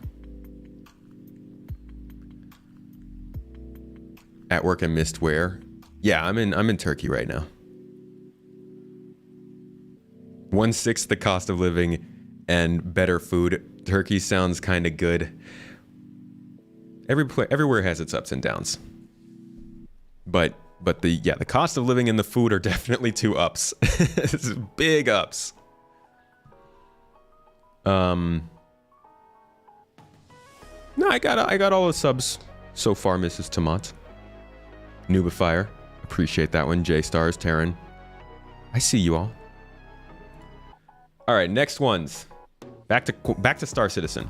What's up with Quantum Boost? What do you think or hope it will turn out to be? For those who are wondering where the heck Quantum Boost is coming from, let's go to the... Oh, this is the wrong tab. Let's go to the Star Citizen monthly report of June? June monthly report? I think that might be it.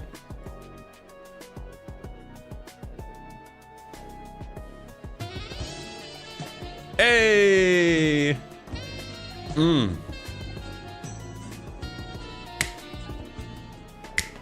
Freaking great. Thank you so much. Thank you for the support. I love the support and I appreciate the subs.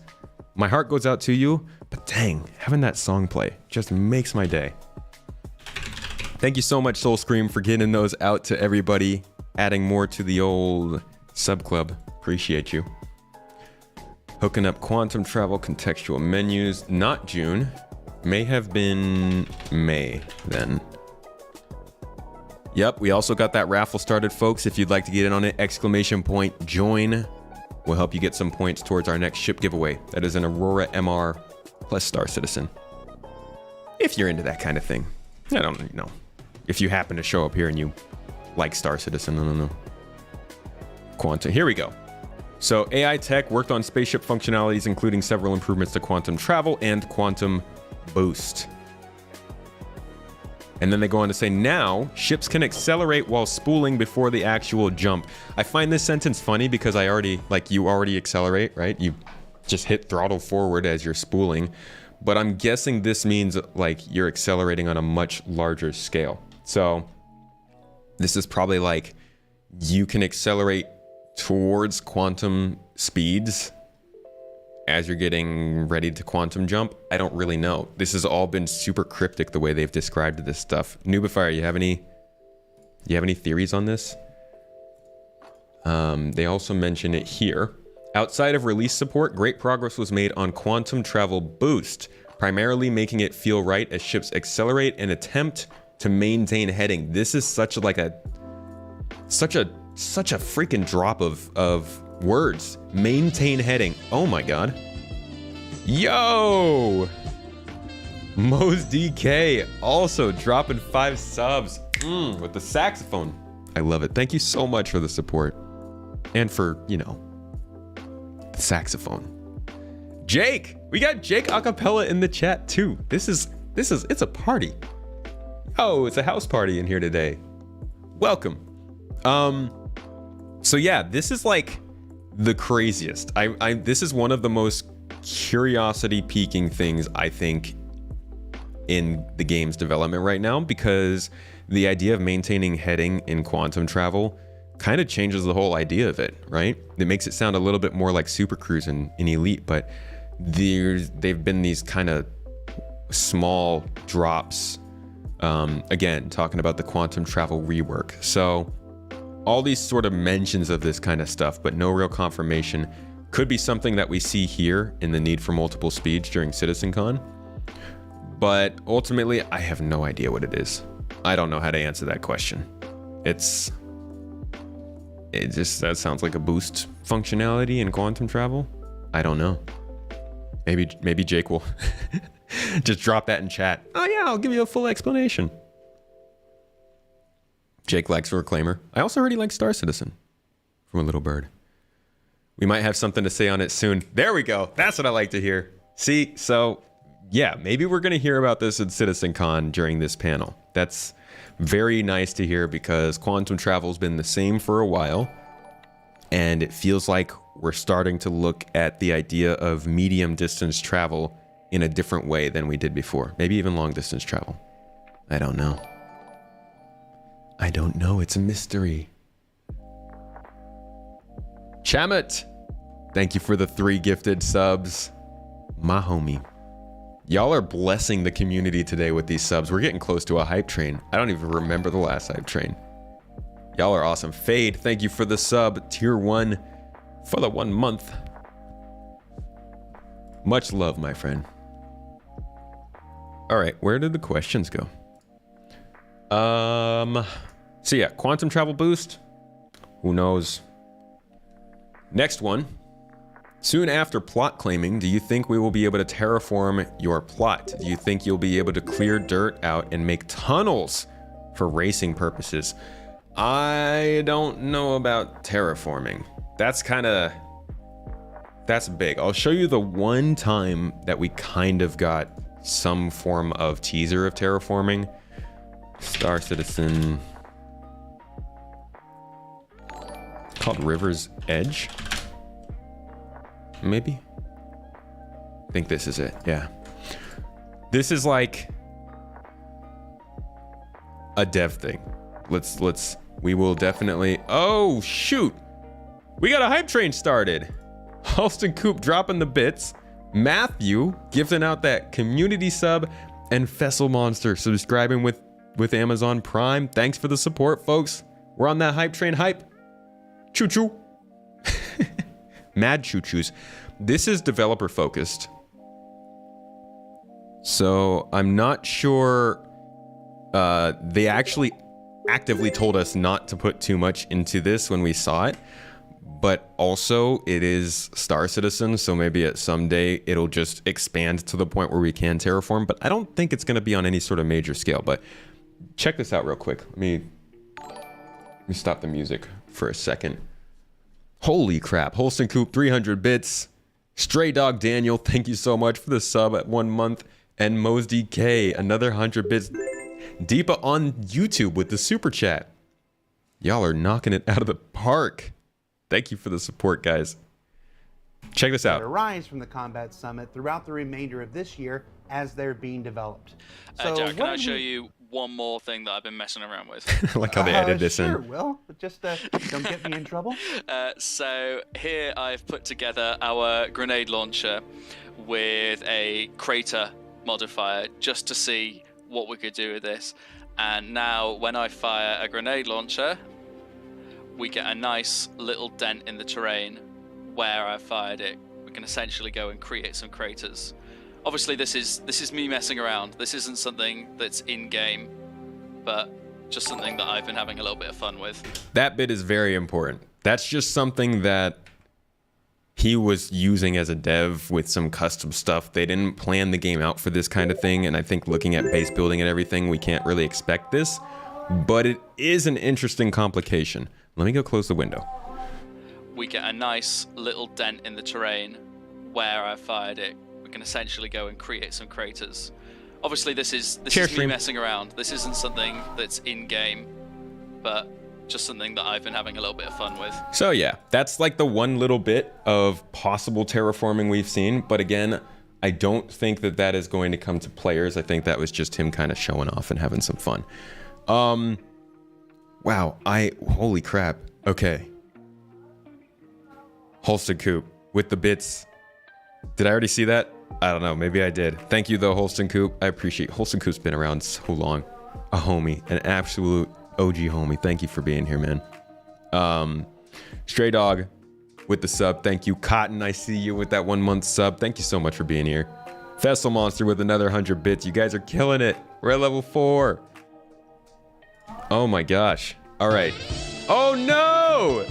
Oh no! We got the saxophone. Ah.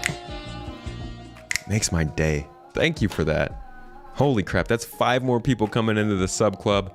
If you just got a sub, make sure to check out the exclusive videos posted on Discord. Make them every month. Got a little extra oomph to them. All right, back to the questions. What do you think? Wait, what? Somebody else asked a question about Quantum Boost. What do you think / hope Quantum Boost will be? Something similar to ED Super Cruise or completely different?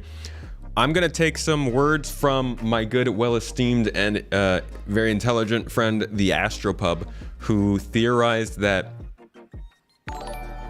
Quantum Boost will be something that is added on top of quantum travel as an option to do more. Basically, the idea of like the medical tool has an automatic function, but it also has a function where you can balance the drugs yourself if you think you know better. Maybe Quantum Boost will be in the same way. Take control of your quantum travel and do something because you know you can do it better than the system was going to try and do. But again, we have no idea really. We'll find out soon, apparently. Operator, thank you so much for the sub. 6 months now, half a year. Ooh, a spring baby.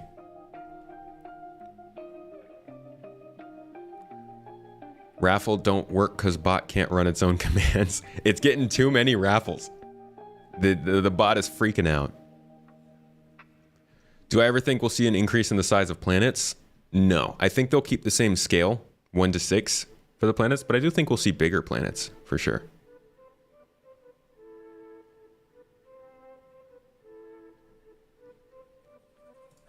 All right, next one. When is the wipe again? 318.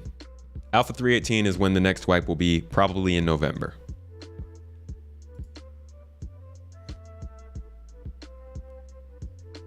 Any news on more animations and character customization? I'm talking here about muscle, fat, make our citizens more unique. I saw this one in chat. I think I answered this briefly. Animations are locked in. They're not going to let us change our characters too much because that would break animations, like getting into ships and stuff, getting into vehicles, armor, all that kind of stuff would just get wrecked if they were able to customize characters that much. Hair, beards, tattoos, cybernetic limbs, clothes, armor, all that stuff. Yeah, you'll be able to change all that. In fact, let me show you something. Let me show you a thing. If I can find it. Cybernetics. Here we go. So you can see that they've definitely already had plenty of concept work going into cybernetic limbs that we would be able to use once we got injuries that were too horrible for us to come back from. Or, you know, if you're crazy and weird and you just want to cut your own arm off because you like robotic arms, cool. Do that.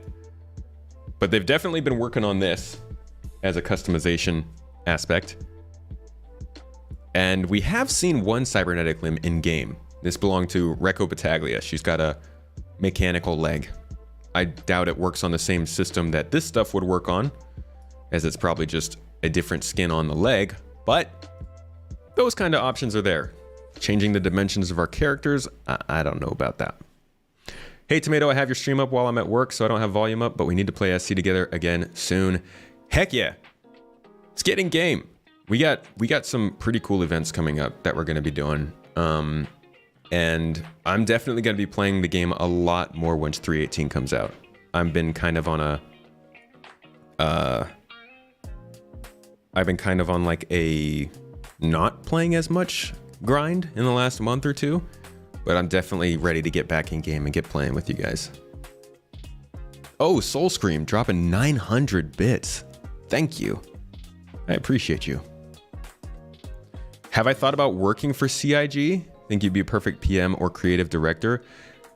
Because this is your first time in chat, I'm going to answer your question right up. Thanks for asking. I would probably never work for CIG.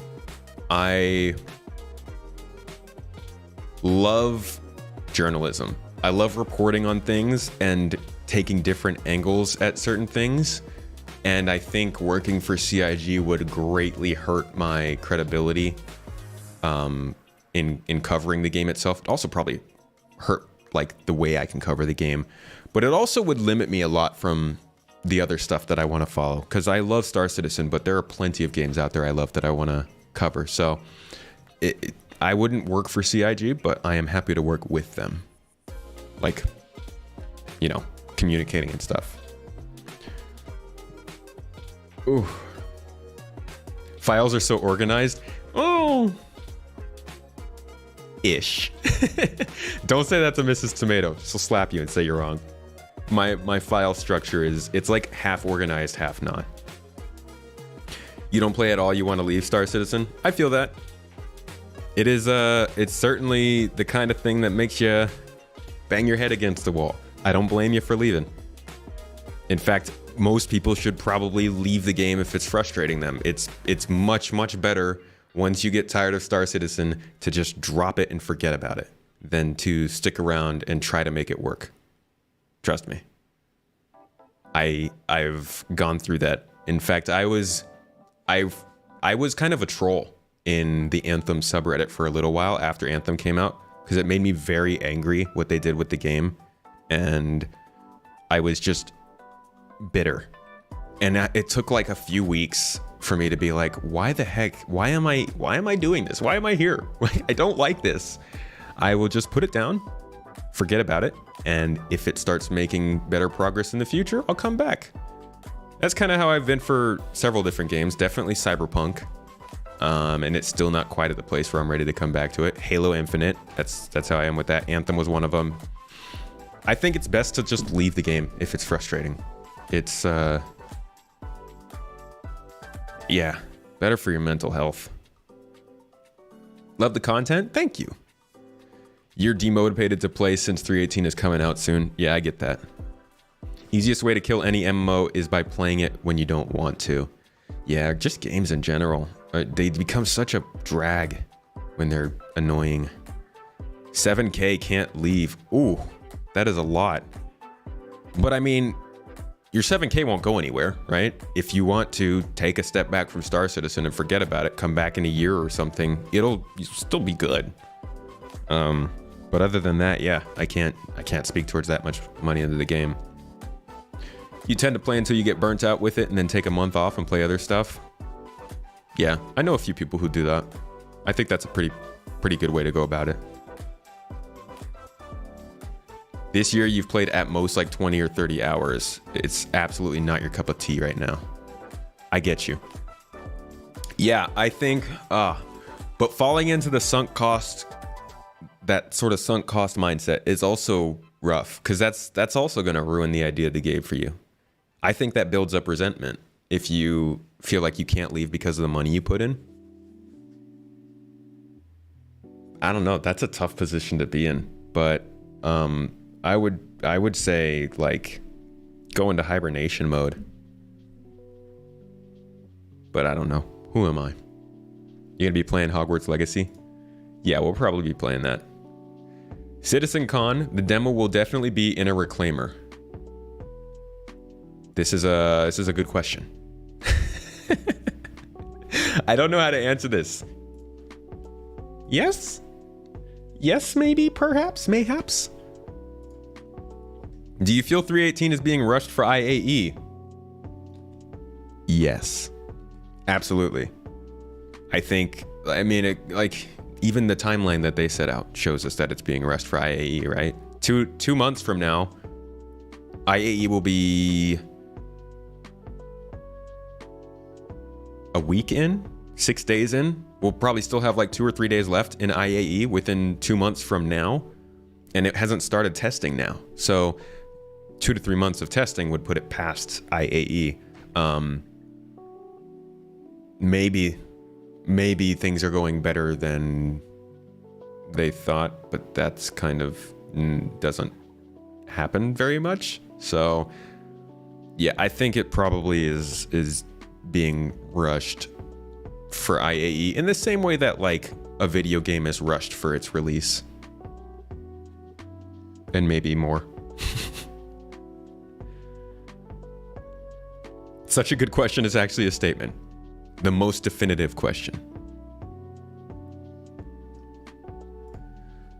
Is there any info on the Kraken? I don't think it ties to Squadron 42, but is there any other walls it's behind? I would say probably just the fact that it's going to take so much time. If you look at the amount of detail in the Kraken, the amount of stuff going on with that ship, it's a little wild. A pretty little wild. God, that's so much money. Oh my gosh. So like on the interior, you've got these very intricate spaces of storage and like it's not just landing pads. You've got a whole ship interior that needs to be modeled out and built. And then on top of that, you've also got all these landing pads and stuff. So like they're gonna have to make sure that the physics stuff is working with all that. Oh, I'm sorry. They're gonna have to make all the physics stuff working with that. They're gonna have to figure out the standard for ship transportation, which they might do with like the, what's it called? The Liberator, I think. But like I'm looking at the ship interior and I'm thinking this is going to take a ton of work, in which they could probably be better off building more of the small Drake ships, fleshing out the design guide, getting a bunch of assets together by building out things like the Vulture and the Corsair and maybe other Drake ships, so they can then use those pieces in the Kraken and make that construction a little bit faster in the future. So I don't think the Kraken's coming anytime soon, not within the next 2 years, but I could be wrong.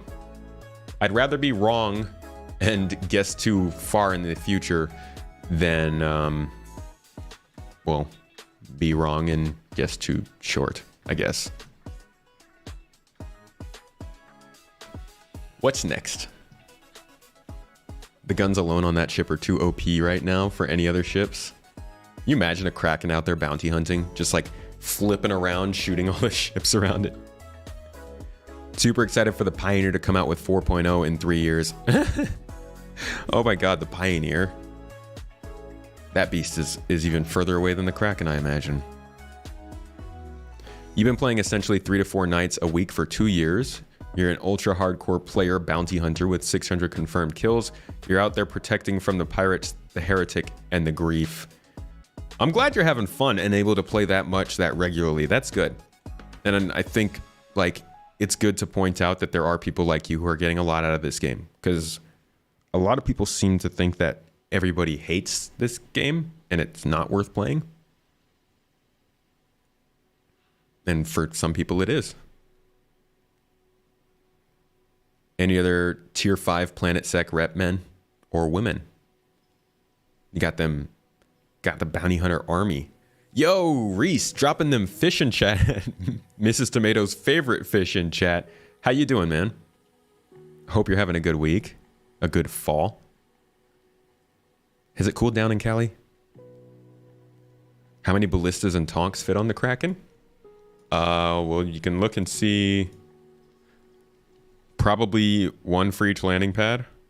1, 2, 3, 4, 5, 6. Probably a few more in here. Yo! Look at this guy. I think that's the first time I've heard that alert. Thank you so much for that tip. That was massive. Appreciate you, Zaku. Thank you so much for the support. How many unconfirmed kills? Oh, now there's the mystery. Should do a fake hot tub stream with the green screen hot tub from the 890 jump. Sounds like a good podcast format. At work trying to pretend to work. Yo, same here. Somebody did a render and it was like 74 ballistas. Oh, okay. Well, that ship's way bigger than I thought. I was like 8. This dude's like, nah, 9 times that. Let's go to the next one. This might be a controversial question. Do you have any info on how CIG is fighting with real money transactions? Getting kind of worried that this will become a plague the more popular SC gets. Real money transactions. Does that mean... Somebody clarify what that means. Does that mean paying money paying real money to somebody in the game to do stuff, or like scamming people out of is this when people try to sell UEC on eBay and stuff like that? Because I don't know what they are doing against that.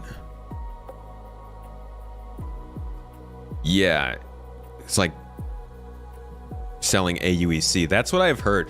That, oh God, which is terrible. I think the best thing they can do is put that in their terms of service. If it's not already there, I imagine it would be there. But I think I don't know how much they can do about that. I have no idea what they are already doing, but yeah, real money transactions are going to lead to a lot of scams, especially for new players. So that's something that they'd want to figure out. If you're talking about paying money to the company for ships, though, I don't think they're going to try and do anything to fight that. If anything, they're going to fight for that. You think real money transactions when people buy ships from other people and stuff, gray market for ships? Yeah, I don't know. I guess maybe they like that because that means people are buying ships anyways. But it will become a problem. I agree with the question. Yeah, if you're going to buy something that's going to be wiped, that's on you. But at the same time, there needs to be a lot of very clear, very upfront messaging about why they shouldn't be doing that.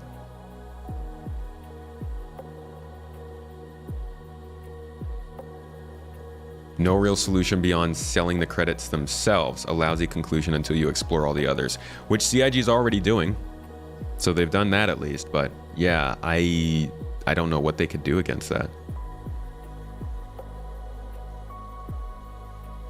They do sell UEC, not AUEC. That's crazy. Don't ever buy AUEC. That's gnarly. That's like that. You're gonna regret that. But CIG does sell UEC. All right. In your opinion, what are you hoping will be the best component of the game that will be updated in 3.18? Persistent entity streaming, or the Gen 12 stuff? Because Gen 12 is gonna change the game for a lot of people. Most people. You'll probably be able to get better frame rates, better performance, and it's like a pretty major part of the game that's finally getting set in stone. We've been playing this game for like 6 years now, 7 years, I want to say. That has been sort of all over the place all the time in all aspects. But getting the rendering system figured out is, I think, gonna help with certain types of stability outside of frame rate. Definitely rendering problems, the glitches that we get in places like caves, and allow them to do better with lighting and stuff. So I think Gen 12 more than anything is going to touch people's experience more immediately and more noticeably than something like persistent entity streaming. But persistent entity streaming is a big deal. In terms of like gameplay aspects for 3.18, salvage is a big one. I think salvage... We don't know enough about the cargo refactor to make this statement, but I think the salvage gameplay will be more impactful than the cargo refactor of 3.18.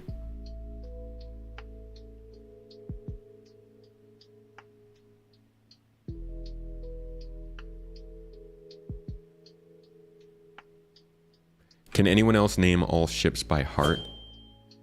Oh God, no. I can name all planets and moons. And definitely not all space stations. They've got weird names. But all ships? Nah. If you put the ships in front of me, I could name them, but I would need pictures of them. Most MMOs who fight RMT do that by simply removing player-to-player trading from their game or not including it at all. But it sounds like this is a problem on eBay where it's going on. Roadmap progress tracker. They should turn the bars red if they are actually in active progress. The roadmap progress tracker is rough because like a lot of the updates on work being done are pretty old. So it's hard to know how up to date it actually, the info it's giving you is actually telling you. Is there any other game that implemented technology similar to server meshing? Dual Universe, I believe, which just launched, is doing something similar.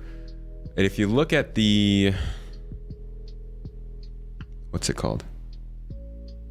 Ah, there's another game engine.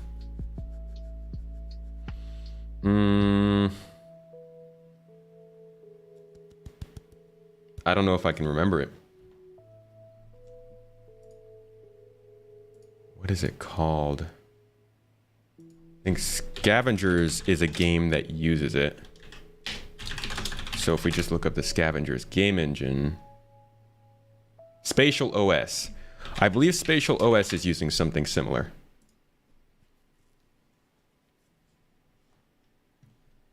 New World does the same thing? Oh, with RMT. So this is using networking stuff in multiplayer to create, like, allow a ton of people to be in one place at the same time. And they've got it working. You can actually see it running. I don't know if this uses anything similar to server meshing, but the idea is pretty similar. You see how many players they've got in one place. And the idea, I believe, is that it scales. But again, I don't know exactly how this tech works. Atlas has server meshing? What is Atlas? Atlas game. Atlas. Survival MMO. It runs on console? Huh. Interesting. So there are some examples of stuff like server meshing. Don't know if it's the exact same. Don't know if it's as good. But people are attempting it. It's becoming more common in games. I know it's a big thing already outside of games, but the type of tech that uses it, I think, is becoming more common in games. Atlas does not have server meshing. It has clustering. Anything about theaters of war lately?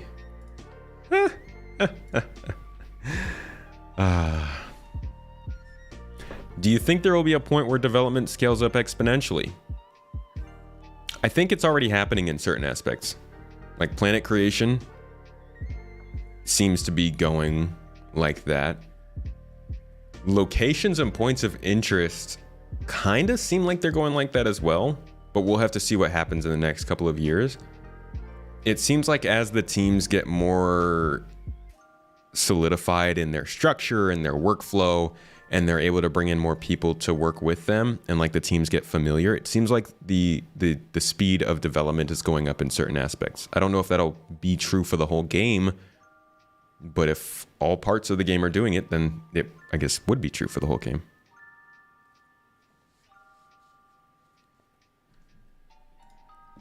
Do you think there will be a point where development wait, hold up. If so, do you think it will be mainly due to prior tech or simply manpower? Guess this was just an add-on. I think it will be due to tech. I have a video about this. I don't know if it's public. Let's see. Star Citizen. Tools.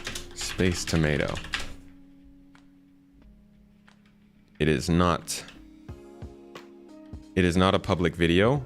If you are a supporter or a Twitch subscriber, actually, if you're a YouTube channel member, real easy. Just scroll down to this members only videos. Go over to this video here. How has the dev tools, Star Citizen now has the dev tools to build the game? This kind of answers that question. So YouTube channel members have access to this right here on my main page. If you are a Twitch subscriber though, or you're on Patreon, go to my Discord server, go to the supporter section, and you can also find this video there. That will kind of explain how they're starting to speed up due to the tech that they've built, but it doesn't necessarily mean that it'll be exponential. What's your Star Citizen dream for you and your crew to be doing when it goes UEC, not AUEC? Huh. That's a rough one. I'm really excited to be able to run a group of data runners and explorers. I want to be part of a group, and this will be something that's ingrained in our organization. I want to be part of a group that is simultaneously exploring new areas, visiting new locales, whether that be Xi'an space, Banu space, different human settlements and stuff like that, getting more information, and then bringing all of that and grouping it together into a sort of a data broker group. So that instead of necessarily, like, some people will be running a cargo empire where they have all the things you might need and can ship it wherever you want. I want to build a group that has all the information you might need, and we can tilt the scales in systems, and we can make differences in conflicts based on the information that we can share, where resources are, who's holding what territories, where territories are, stuff like that. That's super exciting to me. First there will be BUEC. Hey, Sylvan. Yo, we were just talking about Gen 12, one of the architects of the rendering system. Sylvan, thank you so much for the work you do. Welcome to the chat, friend. There's some serious bugs in it they need to fix first. Bugs in, Xenothreat? Yeah, I don't know when Xenothreat will be coming back, but it sounds like they were planning for it in the next few months. Sounds like valid data running. Yeah, I'm trying to be the shadow broker. You have a Drake Herald and an Odyssey waiting for this? Dope. I'm so excited for data running. That, like, I've never been in a game where that's a thing. So pumped to see how they do it. Could you show us how many referrals you have? You anywhere near the 1K mark yet? I am actually getting pretty close to the Javelin, which surprised the heck out of me. It's like, for the longest time, I was like, hey, I've got 5 referrals. Pretty cool. I got a couple rewards. And then my videos started to do better, and I started doing like new player guides and stuff. And the referrals, they came in actually pretty quickly.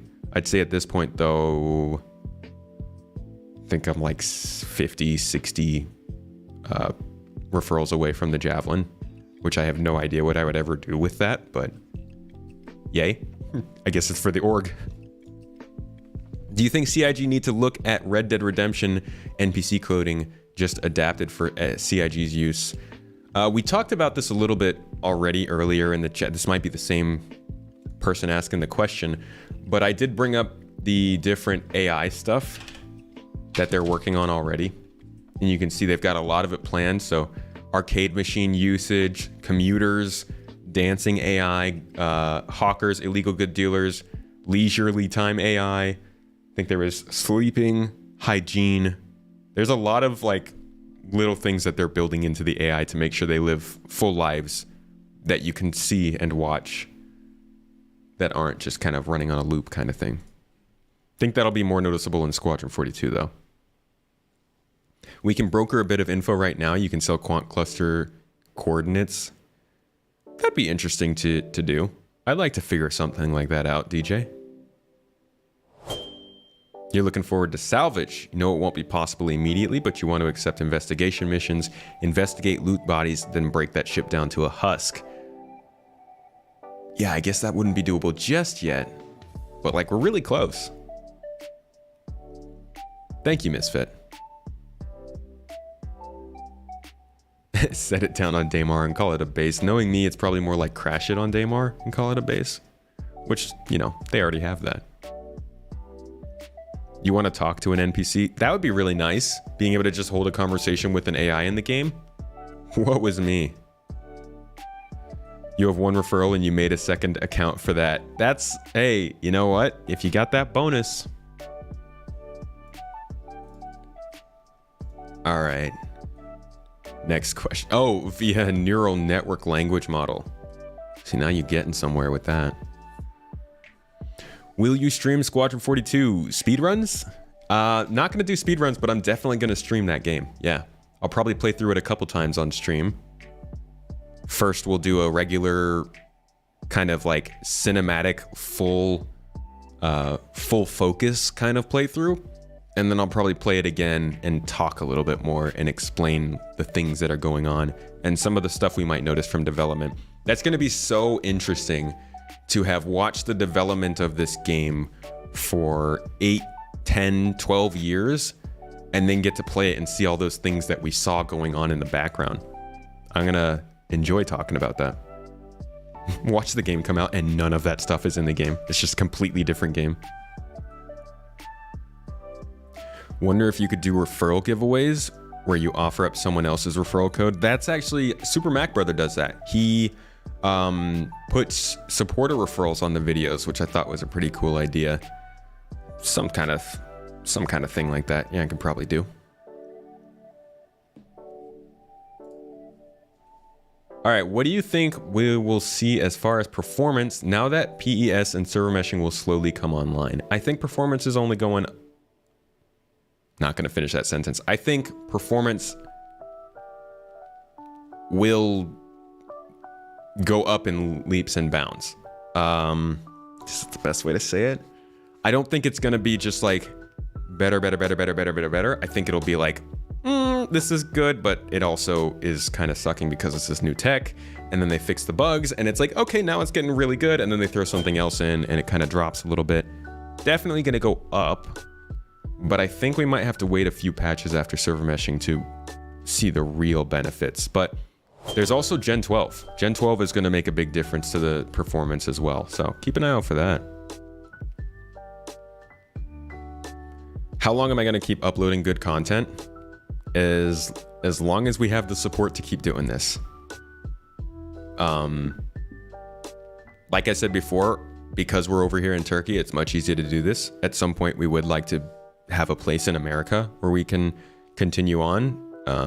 So as long as we have enough support to continue doing this in America, this is our career. This is a family business. Both me and my wife are working on this full time, so we'll keep doing it. As long as people like the content.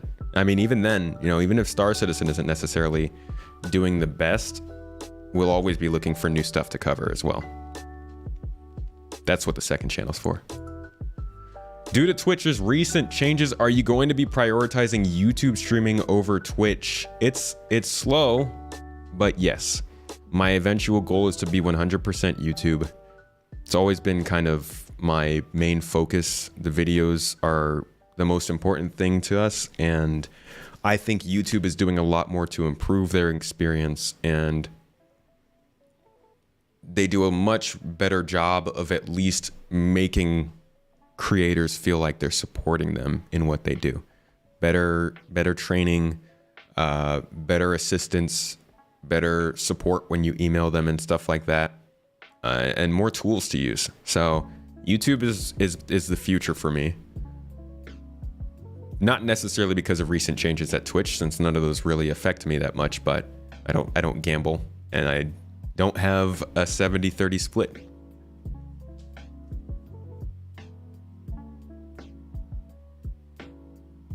When you come back to USA, fly into Miami and you can get a free all expense paid.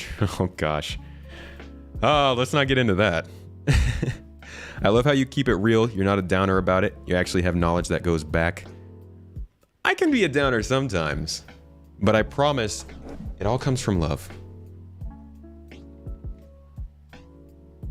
All right, next up, do you think we will be looking at multiple systems a year after Pyro or Nyx? No. I don't see us getting multiple systems per year for a while. Like, I hope that's wrong, because if we look at it, if 2023 is Pyro, and we get super lucky and 2024 is Nyx, then maybe 2025 be Castro or Magnus. I think after that, maybe we would start seeing more than one system a year, but we have to see how Pyro rolls out. We have no idea how the actual launch of a new system is going to go. It could be terrible. There could be a massive amount of things that they have to fix when they do that, and it slows down their process. Or it could go very well, and it just slips right into the game, and they're able to start looking towards the next system being included. So can definitely better answer this question after Pyro comes in, I think. Let me put that gameplay back up.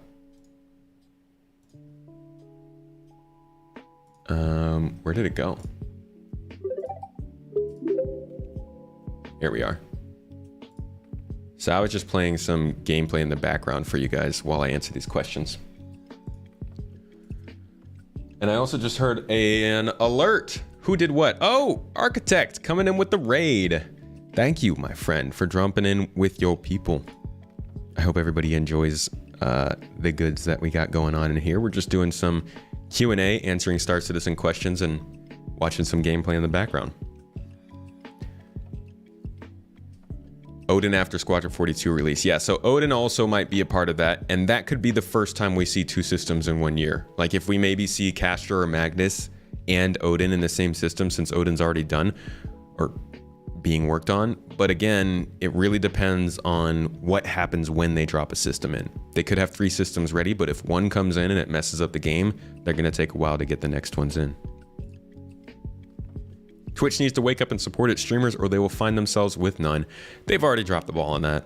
Let's be honest. Like, you can look back multiple years and you can see all the different things that they've done to make money over supporting creators, from forcing them to do ads, to encouraging viewers to boost creators for money, to not focusing on any sort of community focused, like very few community focused additions. Like, could you guys imagine if Twitch had a community tab where you could go on your favorite streamer's page and see them putting out messages and reply and talk to them and talk to other people who are involved with them, and not just talk on chat or get announcements or see giveaways or see new ideas that they have? There's no way to do that. You have to go to their Discord server.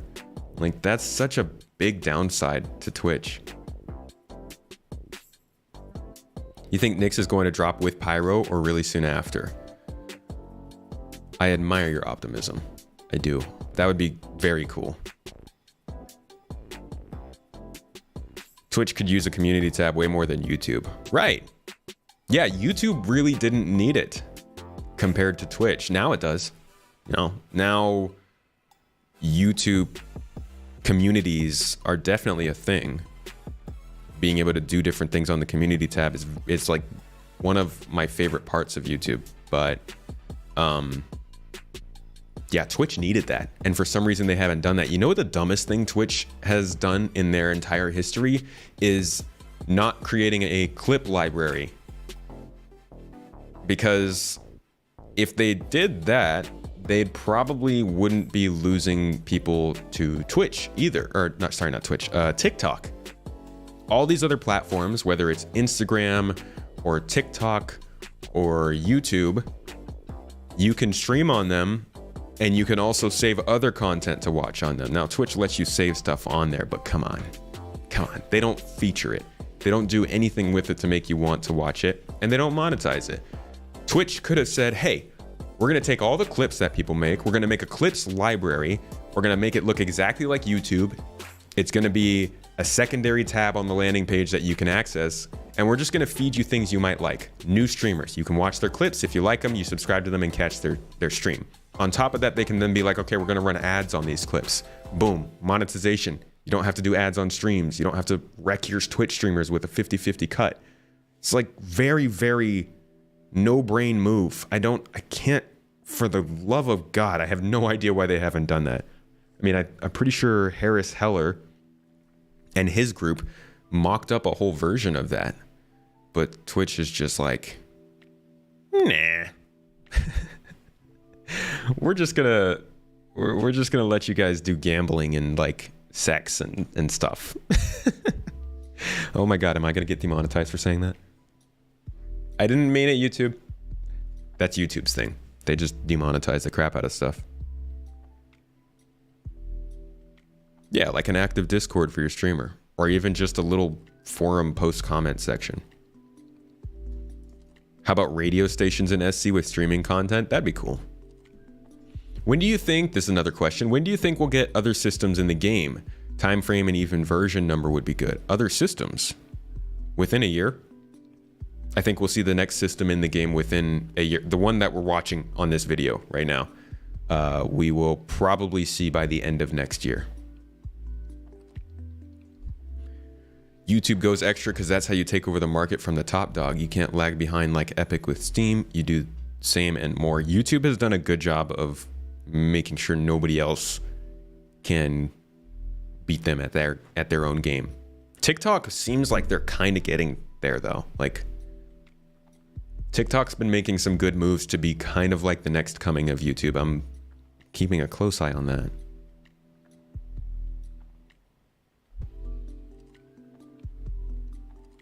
Hey, new to the channel, Jared.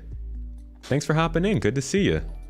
Hope you've been, oh, you said you love the videos. Well, I'm glad you've been loving them. I hope you enjoy the streams just as much. Right now we're doing a little Q&A, just answering Star Citizen questions, giving our thoughts and stuff.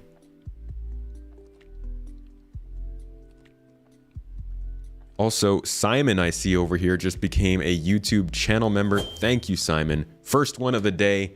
I appreciate your support, and I hope you take advantage of those exclusive videos you just got access to over on the front page of my channel. When do I think we'll see the Soul system? We actually got that question earlier. I think that's going to be a long ways away. More than a decade, which is an insane scale to think about when you're talking about video games. But if Star Citizen works, and like works, not just comes out, but like its success, it proves that the time was worth it. It's just a resounding success. I think people will start to think about video games on a different time scale. Already that's kind of shifting as you see these very impressive games are clearly taking much longer to make. Games like GTA, Cyberpunk, that new Halo, Starfield, any AAA game really that's coming out, you can see that they're taking longer and longer to make. So it's kind of already starting to be a thing. But when you see a game take 10 to 15 years to come out, and then it proves that those 10 to 15 years created something good, people will start to think about the game industry differently, I think. And that's part of the power that Star Citizen has.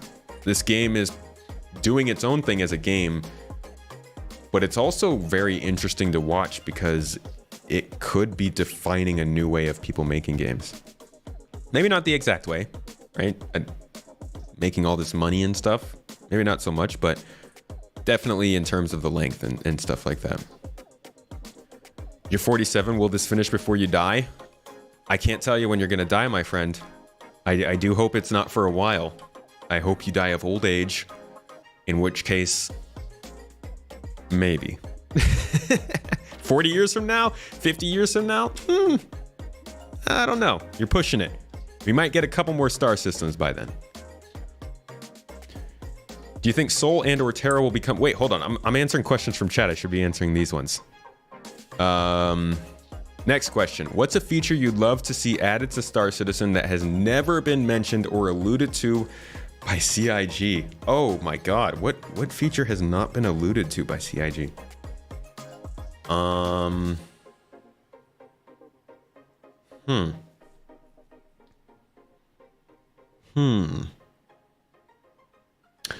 I think...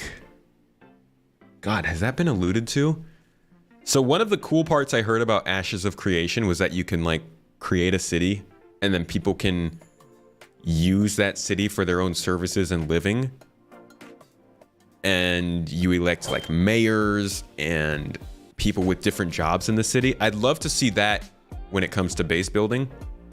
I mean, I won't say I would love to see that, but that would be cool to see. That's a cool feature. I don't think that they need that. I don't want to see it, but it's very cool. And at some point in the distant future, I think it'd be awesome. You got so close. Okay, I'll answer your question. Do I think that they will become the new player areas when they... Yeah. I think Terra will definitely be the new player system by the time the game launches. I don't think we're going to see Terra before... Or sorry, I do think that we'll see Terra before the game goes live. And I think at that point, Terra will be the de facto starting point. Makes the most sense. boat-to-boat combat. Huh. Discovering crafting blueprints. Okay, yeah. So getting into things like that, that would be cool. Finding blueprints for crafting would be awesome.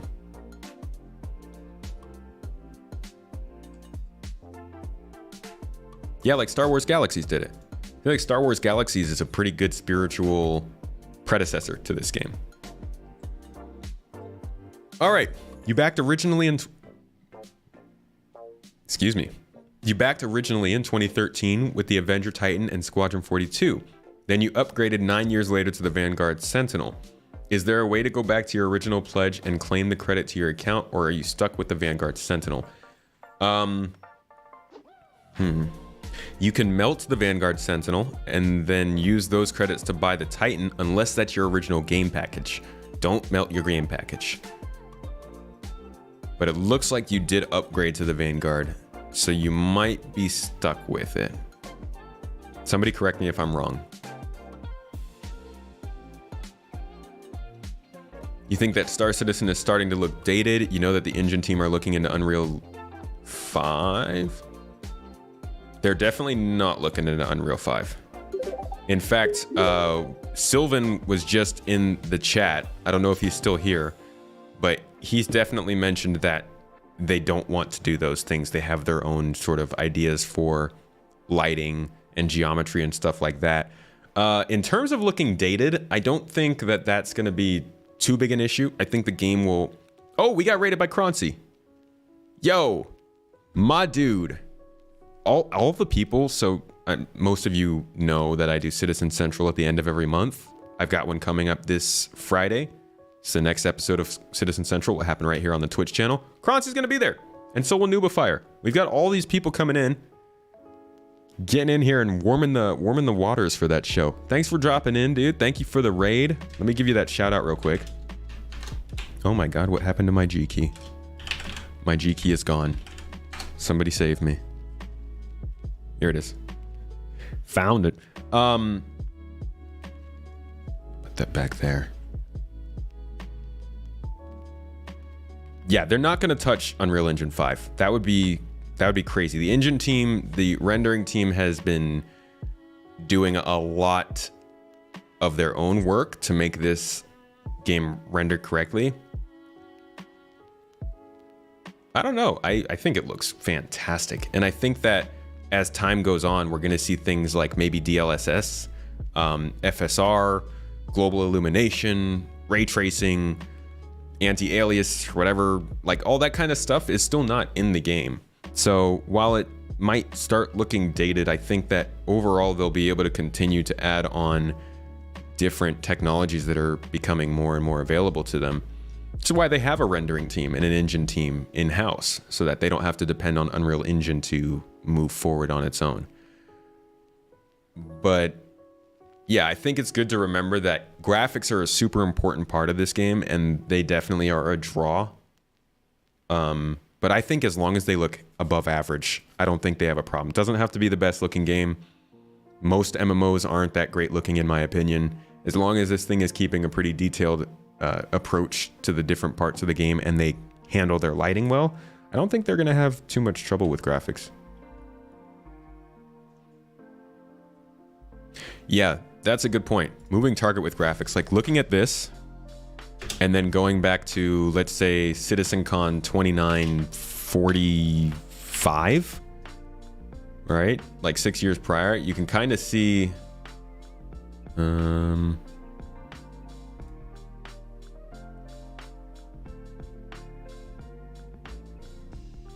it's actually not a great example.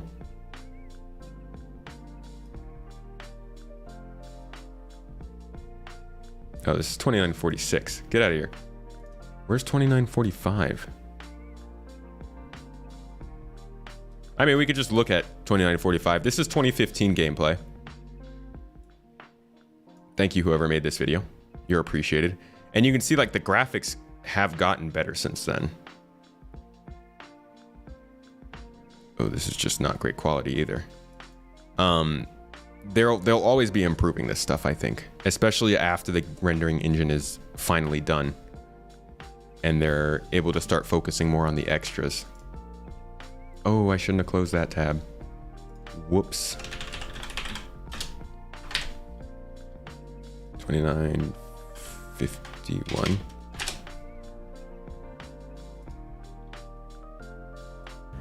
Also, Whoops. I mean, look at this. Where can you find this? This is crazy. It still doesn't look like this in our game, but it does show a target that they're aiming for. Original Freelancer cockpit and the whole Mustang are the worst. Oh my gosh, the hangar module looked so bad.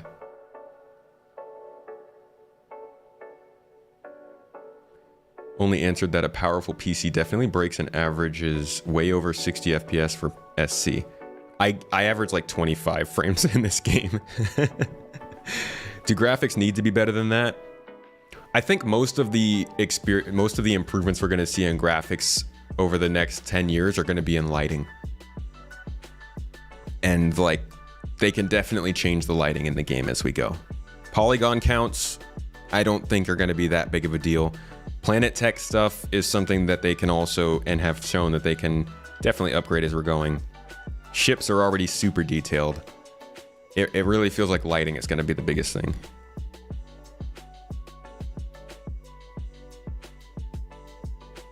In game universe is 2966. Ah, because time is going at a different speed. That's right. Huh. They'll have to figure something out for that. Control Shift T to reopen a closed tab. Thank you, Cat Mom. The old use prompt. Ah, a callback, a classic.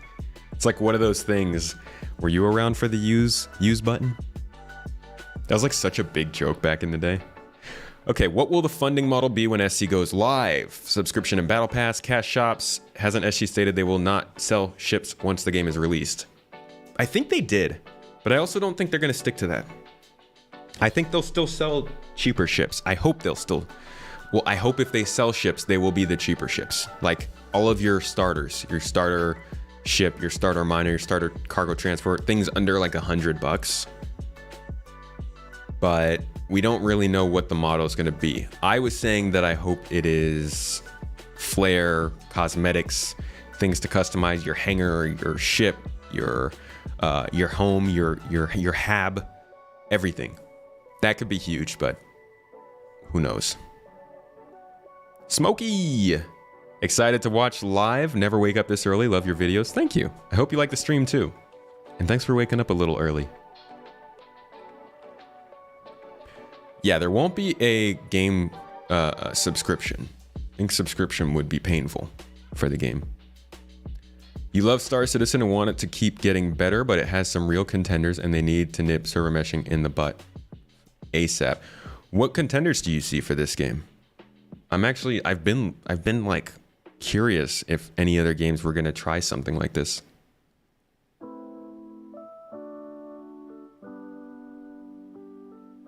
Selling ships makes them too much money to stop. It could break the game though.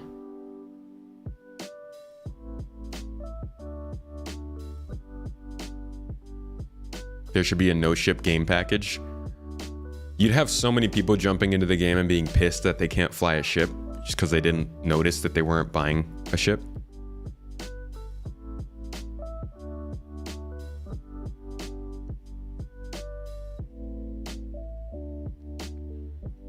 I'm thinking they could still do concept ship sales if they do it correctly.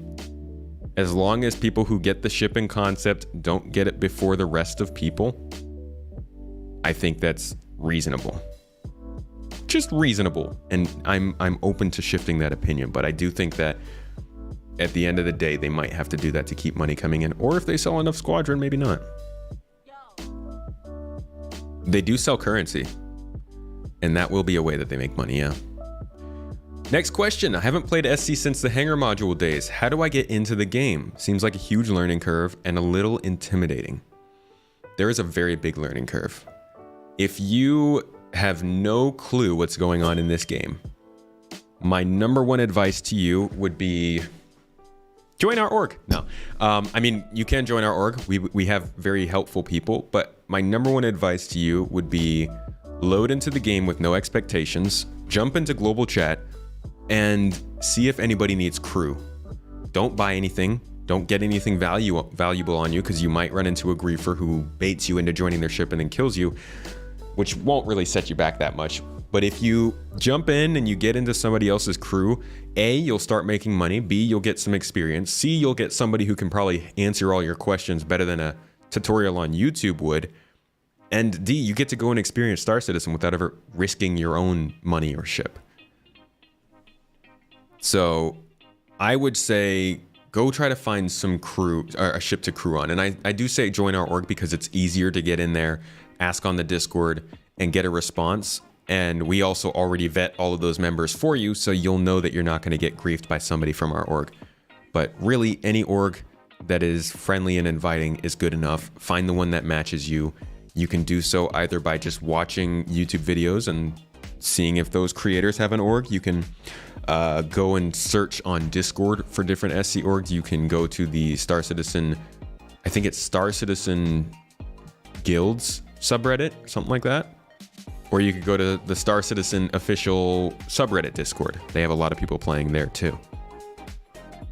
But this is a very friendly community. A lot of people are super passionate about this game, realize it's very hard to get into, and just want to make it easier for players. So you'll get a lot of help from this game if you ask, or from the people in this game. MSR over everything. Do I have any information about when they're going to slow down flight speed across the board? 4.0 is what it sounds like. If you look at this panel in CitizenCon, is probably going to talk about speeds being slowed down for combat, and it does call it the journey to 4.0. Maybe it won't be 4.0, but maybe it will be. I think next year is definitely the target, though.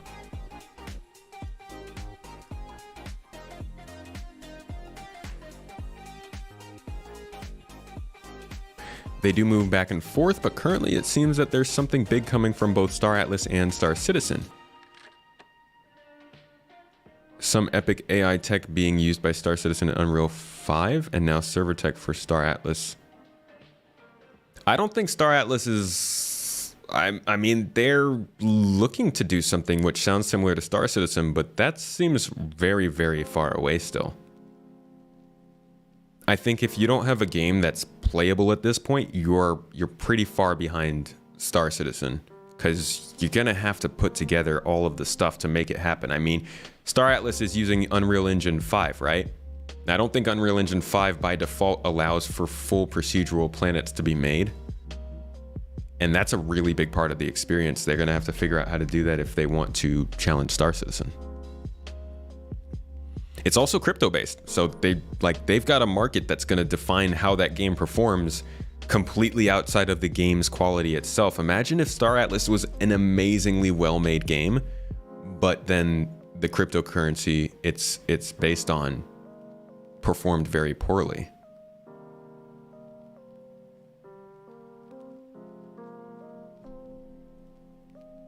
Hey, Galactic Warrior. Star Atlas is going to need a boatload of cash, and right now they ain't going to get it. I don't know, they sell stuff for a lot of money, that's for sure. All right, on to the next one. What will the funding model be when... Oh, we've already answered that one. Another. Do you think Star Citizen is becoming too focused on PvP? I keep hearing people refer to risk versus reward as if the only possible risk in the game is where the PvP areas are. Is this idea shared by CIG, or am I just hearing from a vocal minority in the community? You're hearing from a vocal minority. Star Citizen is very much a PvE game with PvP involved. It's been determined that we will have 9 AI simulated, but 9 AI for every 1 human player. PvP will definitely be a thing, and it's going to be a big part of the game, and it's going to be possible probably just about everywhere you go, but I think you're going to have much more much more risk from AI pirates than player pirates. I think you're going to get hunted down much more by AI bounty hunters than player bounty hunters, and I think you'll be trading with AI much more than players. I think players are going to be supplemental to the experience, and they'll probably create the more interesting and fun experiences, but if you really want to avoid that, for the most part, you probably can. The risk versus reward is a big thing, and it's important to have the ability to be attacked everywhere because that does imply risk in certain locales. There's no way for them to say Terra is the new player's starting zone that's super safe with high security unless they also say you can still be attacked in Terra. Nobody's going to try it though. Somebody will try it. But like that sort of risk is part of what makes it's part of what makes having escorts worth it. It's part of what makes outfitting your ship worth it. It's part of what makes thinking about where you're going worth it. I don't think that it's Really going to be PvP though that takes most of that or creates most of that risk for you.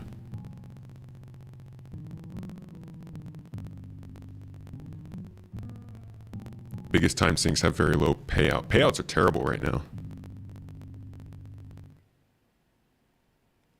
9. Thought it was 10. What did I say 9 for? What did I say 9? I know I said 9 to something, but I can't remember what it was.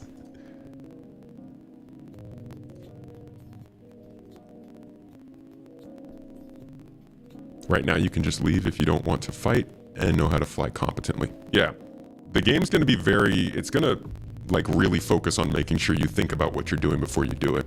And that's going to be a hard learning curve for a lot of people.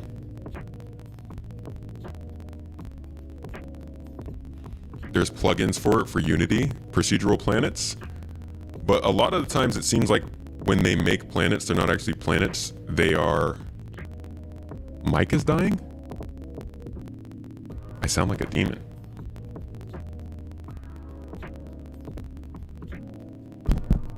Testing.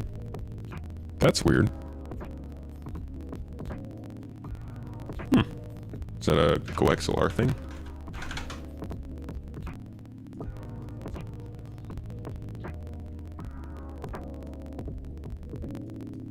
I don't hear it in my monitor. Testing. No, that sounds okay. Sound fine. I sound okay on Twitch. But not on YouTube, so it's a YouTube thing. Hey, YouTube, what are you doing?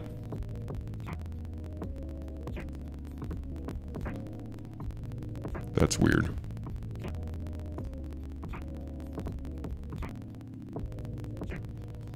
Grim, it sounds fine for you?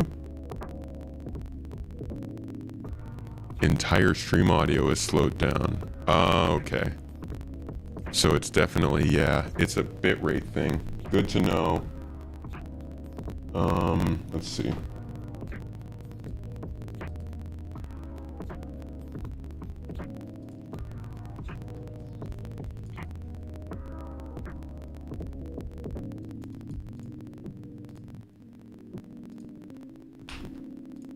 Change up my bitrate.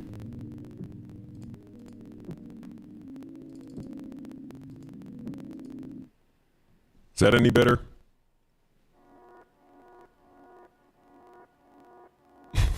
Demon tomato. Domato.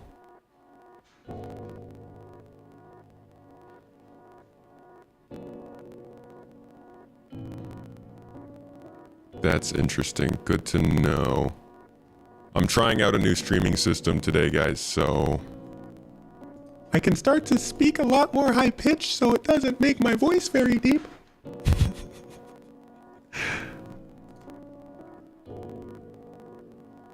I don't think there's much I can do unless I just end the stream. It's audible and clear, just deep and crackly.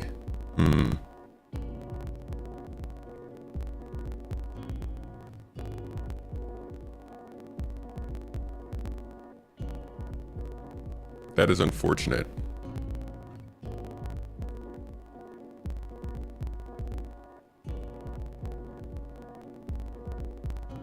Well, I'm sorry about that, guys. I hope that the YouTube starts to, I hope YouTube picks it up. Come on. Come on, YouTube. I'm a stand for you, YouTube. Don't do this to me. Now I don't even remember what I was saying. Hey, UK boy. How you doing, man? Good to see you in here. Well, let me get back to the questions, because I don't remember what I was just saying. When do you think we'll be seeing more of the larger ships, the Idris and the Orion? Oh boy. I think large ships will come out intermittently. I don't think there's gonna be like, we hit some date and then large ships are suddenly on the menu. Idris, probably not till Squadron 42 comes out.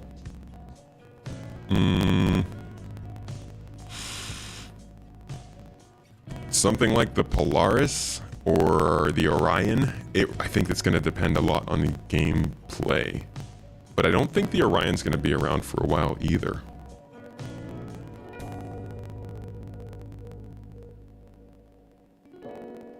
Yeah, I think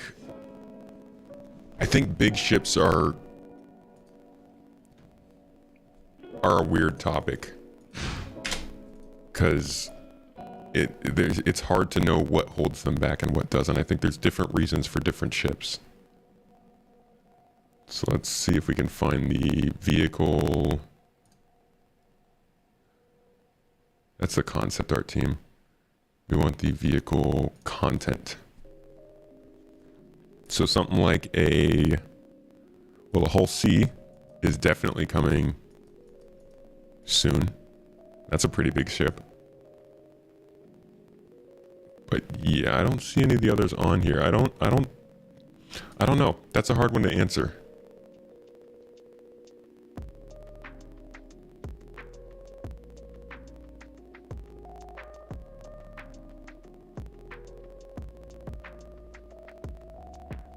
Clip is D's voice for the Discord. Somebody clip me with the deep voice and I'll use it as a sound alert. Oh, there's also the Merchantman. That's a pretty big ship. So I don't think they're really limited because they're big, although they do say that big ships take a lot longer to make, so they hold them back more. I think it more has to do with the tech behind those ships and the need for them. If you don't end up doing voice lines for CIG with this voice, I'm going to be sad.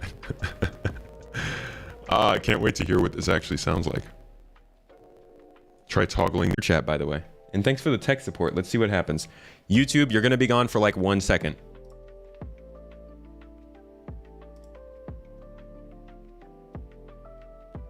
And should be back.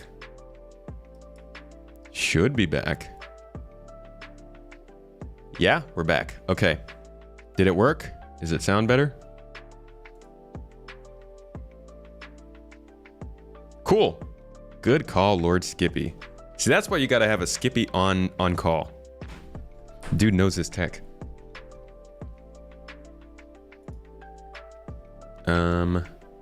All right. Next question. I have no idea where I was.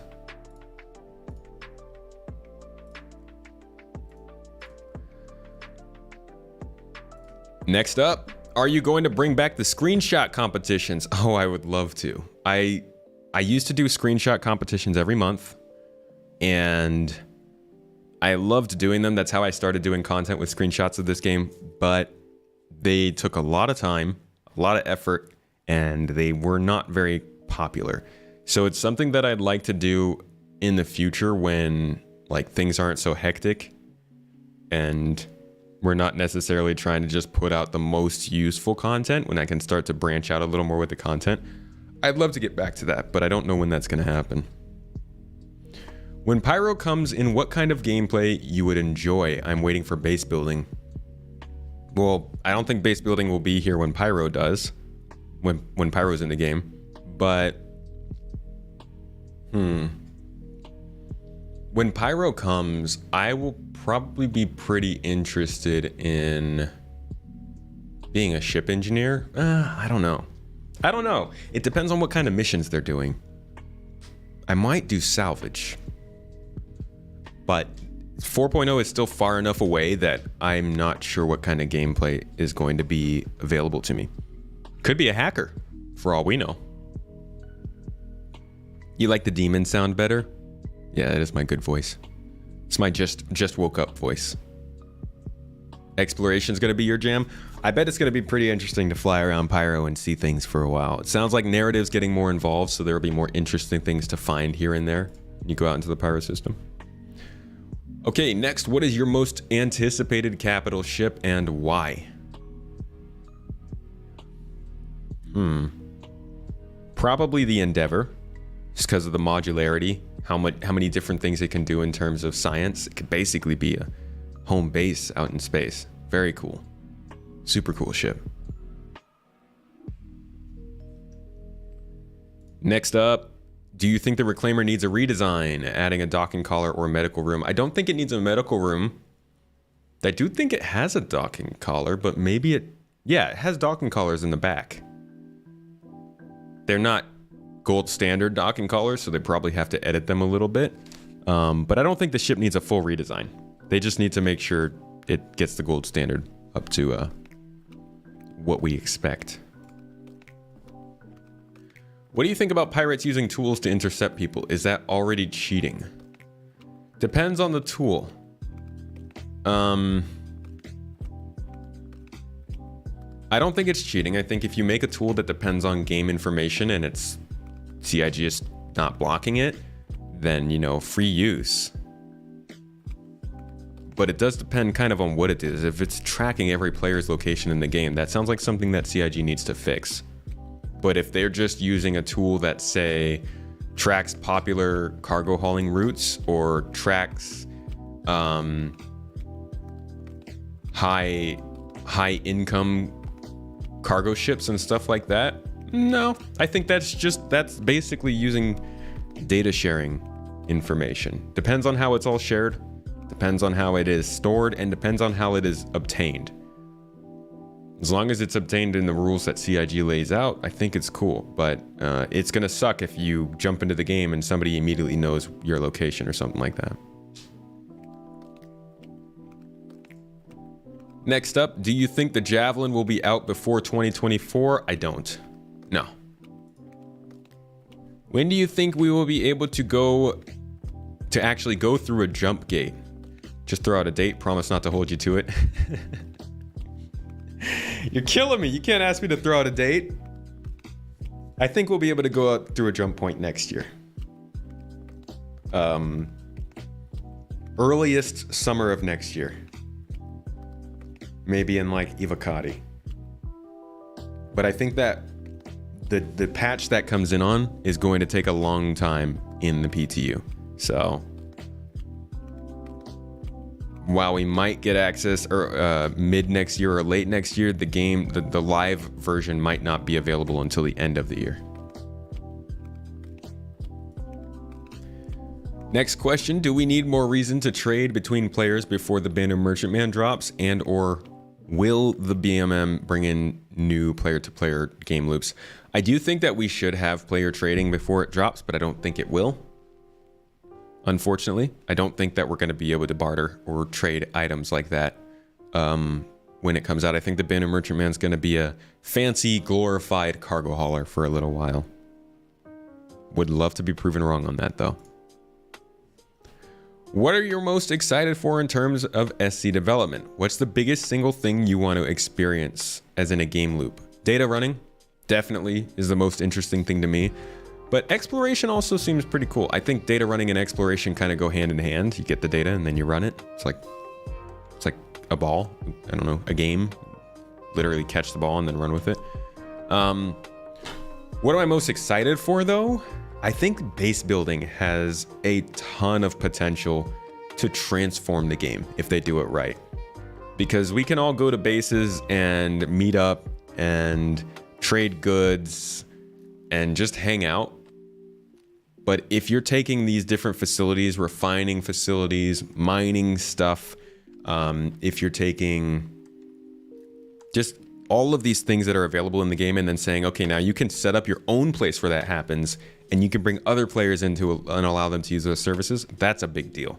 That would be very cool. Gonna speed up a little bit because we're running a little bit late on the stream now. What do you think of the Baker and Goss system with the binary stars? Also, do you know which system has the 2 planets on a collision course with each other? Will the game tech ever be there for that to be possibility? I believe Pyro actually has... I think the Pyro 1 is supposed to be going into the sun. And Pyro... one of the Pyro planets already collided with another. There's definitely another system with a planet orbiting another planet. I don't think that will be around long enough to see that happen. I think they'll maybe get closer, but I don't think we'll actually see planets collide. Maybe that would be a dynamic event, though. That'd be interesting. The systems with the binary stars will be cool.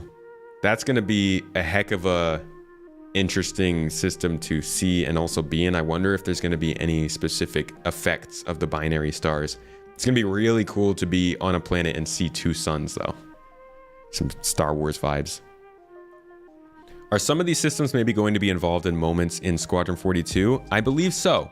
I think Squadron 42 takes place in the Odin system, and I think part of it might be in another system.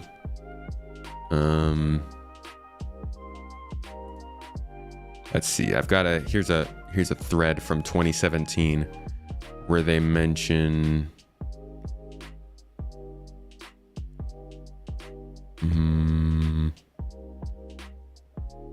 no, it might just be the Odin system. The other episodes will be outside of the Odin system probably, but I think the first game might just be the Odin system. Citizen Con, hey, Lady Space Control. Been a little while. How you doing? Citizen Con is on the 8th at what is it? 4 p.m. UTC? No. 3 p.m. UTC. Yeah. I actually already have a stream ready. Let me pass this link to you guys. If you would like, anybody who does want to be with the garden up in this stream for Citizen Con, I will be live streaming the whole thing. I'll do a pre-show. I will be streaming for the actual show, and I will be taking a part in a pretty special post-show event if you guys would like to join me for that. More details on that coming out in the next couple of days. But I'm going to go ahead and drop this link into chat for anybody who would like to RSVP for that stream. Clicking on that link and then clicking the RSVP thing will just give you a notification on the day of to remind you that the stream is happening. Yet another thing that YouTube is doing that I can't believe Twitch doesn't do. But if you'd like to, hit up that link I just dropped in chat and join me for the stream during Citizen Con next Saturday. Next question. Do you think we'll have bigger servers or will they keep it at 100? I heard the Javelin needs an 80-man crew. Yes, I think we'll have bigger servers. I think we'll be able to have more than 100 people per server. And then on top of that, I think we'll have multiple servers within a shard that's the whole point of server meshing, right? Allowing multiple people to be in a single area because they're all on different servers that are meshed together, allowing for interactivity. Zach, thank you so much. Do I have a method so that you can be a sponsor? I would say the easiest way, Galactic Warrior, is YouTube channel members. They get access to the exclusive videos the quickest and the easiest, but the best way to support me is on Patreon, as they take a very small cut and their platform is also very easy for me to share exclusive stuff to you.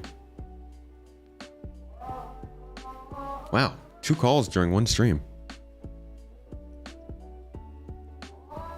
All right, next question. How far is Terra from Nyx so we can calculate how many years it'll take? Let's see. Terra's not too far. Terra is definitely in the possibility of the first 5 systems, if not the first 6. So we are currently, here we are. Stanton is right here. Pyro is right here, but here's Terra. Terra is connected to both. Why am I seeing, get rid of this and get rid of this.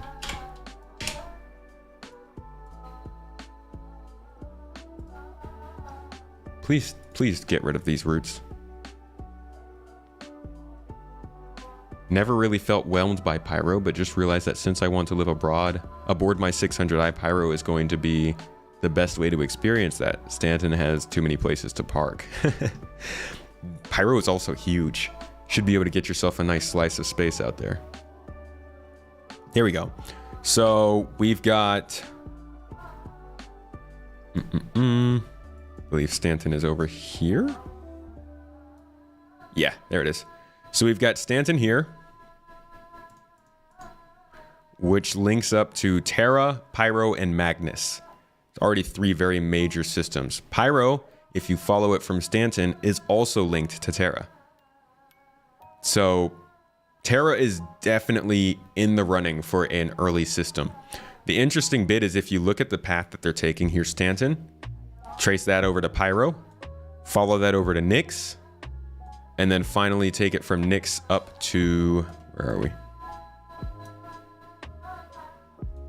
Where are you? There we go. So Nyx to Odin.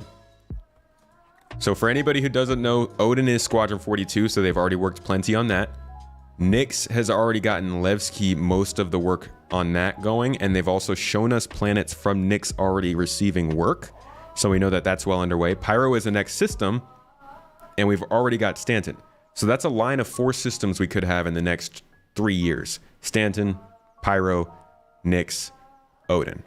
After that, if you follow the line, you go back to Stanton, the next system in line is Terra. So Terra could be pretty soon. Now, they might not do Terra, they might do Magnus first, but even then, Magnus also is connecting to Terra. So, like, there's a lot of reasons to do Terra already. And then, obviously, Castra is there, too, being connected to Pyro and Nyx as well. So, Terra's not that far away. They actually have talked about Terran armor. They showed us some concept art for Terran armor about 2 years ago in Inside Star Citizen. They showed us some of the concepts they had for Terra's security forces. So clearly they're already in the concepting stage for that system as well. It's still far away, but there is a good possibility of it. Oh, I just saw Zach over here getting me hydrating. Get your water, folks. Where my Hydra homies at? Yeah, Magnus is a Drake area. Magnus is also, hey, you say you, but Magnus is the current home of GII. So you better learn to love it. Yeah, they already had some concept work for Terra done where they were running around in it back in like 2015. But yeah, Terra makes a lot of sense as the first system players would start out in once the game goes live. Apart from SC, what other games have you played, and how do you think SC could improve by taking mechanics from said games? Oh geez. I play a lot of Halo. I play a lot of Civilization.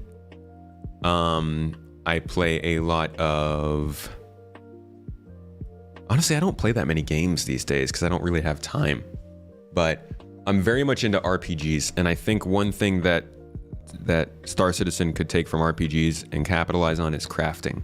Crafting could be really big in this game, and it would add a lot of value to things that people normally ignore, like a lot of the minerals that everybody throws away. I think crafting is a really big part of what could make the economy work better, and I think they've already got that planned, but that's something I would love to see. GII, I will show you what GII is. GII is our organization. We are happy to invite newcomers and veterans alike. We host events, training, a place for you to talk, chat, chill, and play other games, and we also are working on an in-depth certification and training program. You've got ourselves a website, which for some reason took quite a while to start up, but you could see that it's still pretty new. Still got plenty of stuff to do on it, but we give you the option of coming in.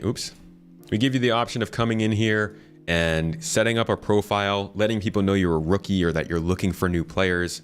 You can add your ships to your fleet, so like people can see what kind of ships you own and call out to you if they need that ship. You just throw it on here. You can give it a custom name, and it shows up in our fleet portfolio here where all players can see kind of what kind of stuff we have. You can also on here add the things that you're interested in. So small activities, large activities, you can't really see it that well. pathfinding, medical, hand mining, trading, all this kind of stuff is meant to show other players in our org what you're interested in and help us find events for you.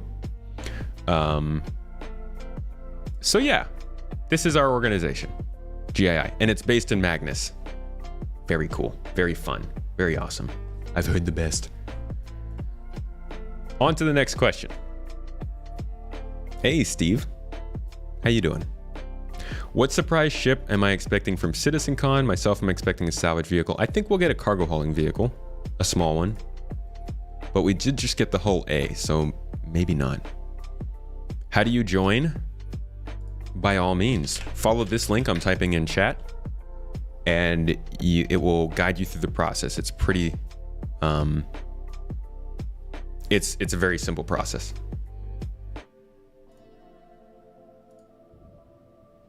It's a very close up. How do I think CIG will balance the Corsair's crazy firepower? Its size means it should fly better than the Connie. Do you think it'll just be fragile? It will be more fragile than something like a Constellation, but also I don't think the firing arcs are going to be that amazing. I think you're going to have some trouble getting all of your guns on target. In general, it'll be easily defendable, but that's also part of its draw. So because it's so easily defendable due to turrets, that probably means that shields and armor are lacking a bit, as well as possibly maneuverability, but we don't know about that just yet. Next question, what is the progress on the RSI Orion and ship refinery? I don't think the Orion is even on the progress tracker anymore. Yeah, so we have no idea where the Orion is at.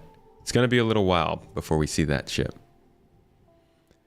What is the scope of permanent on-land gameplay if we can edit terrain? Will there be base building, farming, hunting? If you want to live like a hermit like Moisture Farms on Tatooine, will there be reward gameplay structures beyond just buying a new gun? Yes, base building is going to be big for things like mining, refining, trading. If you go back into Inside Star Citizen recently, oops, Inside Star Citizen. They actually gave us a little teaser of that, something that you can see in previous discussions about base building as well. They're not just going to show me the newest Inside Star Citizens.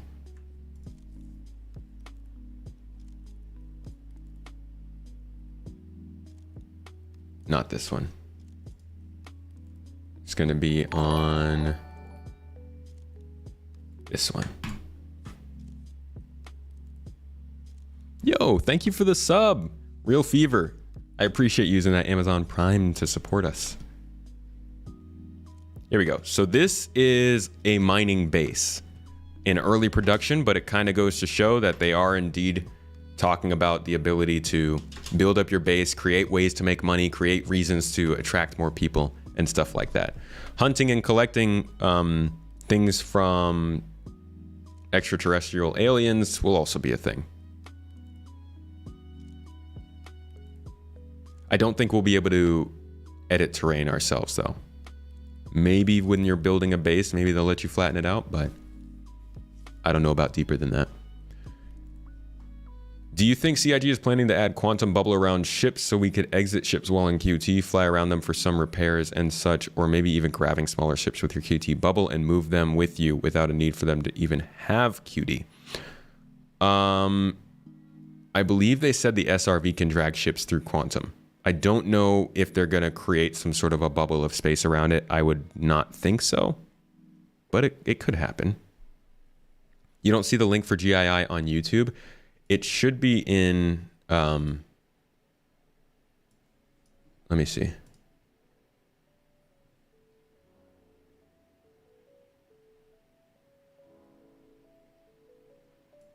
Go to the Discord server I have linked down below.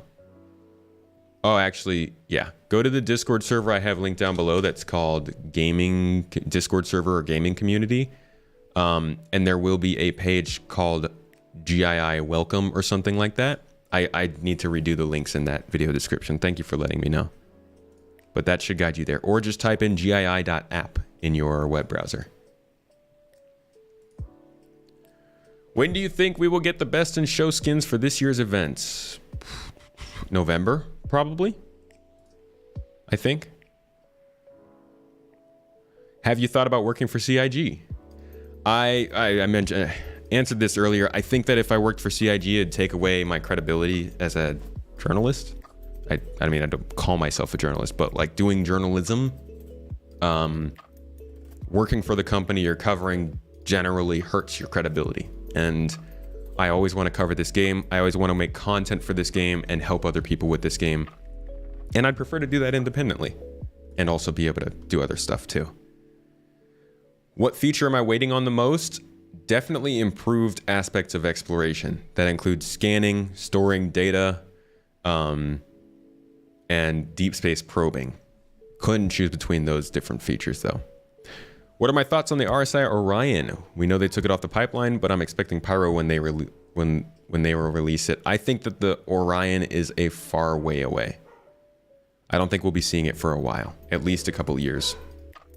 Do you think basic clothing will have more purpose, or at least will be able to mix with light armor? Yes. Yes, I think I think basic clothing will help when you're meeting NPCs. They've explained in the past that NPCs will pay attention to how you carry yourself. If you have no armor, if you run up to them naked, they might treat you differently than if you had on clothing. If you have on clothing, they might treat you differently than if you had on armor. Don't know how deep that's going, but I do think that clothing will have at least some effect on that. I also think that they have a layering system when it comes to clothing and armor that they'll use as well, allowing us to mix and match. Most versatile ship and why? Cutlass Black. Most versatile, easiest to get, most uses, and it's small. You can definitely control it with one player or two. What is the process of the RSI Orion and Polaris? Again, the Orion, we have no idea. That's a far way away. The Polaris also probably is a pretty far way away. They just reconcepted it. And it's not super important. It won't be in Squadron 42 Episode 1, so they don't need to get it out anytime soon. Whatever happened to land claims? Will we just have one wave of landowners who get their pick and the rest of us get nothing? No, so land claims will be coming in once the game goes live. They'll only be available in UEE space, but everybody will be able to get them. They're not going to keep selling them like they did that first time. I think that was a really bad move on their part. I think that was very premature. But land claims probably won't be a topic of discussion until base building is, which base building is probably still 2 to 3 years away at the minimum. So land claims after that. Will you be doing a co-stream when CitizenCon is on? I will. Yes, I actually dropped the link into the chat for anybody who is interested in joining up. Drop it again just in case. That will give you the chance to RSVP for my stream that I'm doing during CitizenCon. Looking forward to skirts. Ooh, space skirts. Love them. Battle skirts. What's the progress on the RSI Orion? Again, I don't know that one. That's a tough one. So still a ways away. What's the most unsung upcoming star system in your opinion? Upcoming is definitely a loaded adjective. Castra, probably. Very, very little is known about Castra, but it is a very important system. It has a big city in it and a lot of military presence. I think there's going to be a lot of interesting things to do in Castra for lawful players and for unlawful players. If SC has Newtonian mechanics, why does a spaceship speed away from a player who falls out of the ship even though the ship is not accelerating? They don't have exactly Newtonian mechanics. For the most part, they do, but there are definitely things in there that are inconsistent. When you blow up a ship, it stops moving in space. I don't know if they're going to sort those things out or not. We don't know how deep they're going to get when it comes to the space travel physics and stuff, because orbits and all those kinds of things. It really... There's definitely a lot to be said about the mechanics and the physics in this game, and I don't know how in-depth they're going to go with fixing them. Yeah, Magnus is where my org's base is. For now. And I am also very excited for Ellis. That's my favorite system in the game. Let's see. When do you think we'll get our hangars? A while. Persistent hangars look like they won't even be in until late next year at the earliest as well. Will 318 see us getting ship inventories that are shared between people? If not, when? I don't think so. I think we won't hear about that until they make another big move on the inventory system. Maybe when they do inventory V2, inventory T1, lockers and inventories. That work is still going until the end of this year. Might be something that we see in 4.0, but even then I don't know if they'll be shared. Obviously you'll be able to access them since they're physical inventories, but as far as overall ship inventories, that might go away with this. It might not. I don't know until they speak more about that. Am I looking forward to the Corsair? Absolutely. That's one of my favorite ships in the game in terms of concepts. What's your opinion on the RSI Perseus? Currently my plan to pledge up to it for ops with my friend group as an escort. I think the Perseus is awesome. I don't know much about it, but it's a cool looking ship. Oh, Holston Coop gifting out 5 memberships over on YouTube. Thank you so much for that. All of you who just accepted that membership, don't forget to go back to the main channel of my YouTube channel and save that playlist of member-only videos. You guys get exclusives right there on the channel. Nobody else can watch. Big benefit of being a member. I hope you enjoy them. When do you think they'll have a starter pack discount? Usually during their events, they try to do some discounts, so I would look out for it in November during IAE. Keep an eye out for that. It'll be like November 21st-ish or so, the end of the month. So try to keep an eye out for that, and I think they'll have discounts. And finally, Danny, thank you for the super sticker. I love it. I appreciate you. Do you think player positions will ever be full persistent, like I log out and log back in right where I left off? No, because they've drawn a lot of emphasis to the idea that ships with beds are long distance ships. And if they were to say you can just log out wherever you want without getting into a bed, that destroys the whole purpose of getting a ship with a bed versus a ship without. And part of what CIG likes to do is create incentives for you to make a choice that also gives you trade-offs. So I don't think we'll be able to log out anywhere, but they might expand the functionality to say you don't just have to be in a bed. You can also be in a, I don't know, stasis pod. I have no idea. But I think they'll try to continue to focus on the beds for spawning.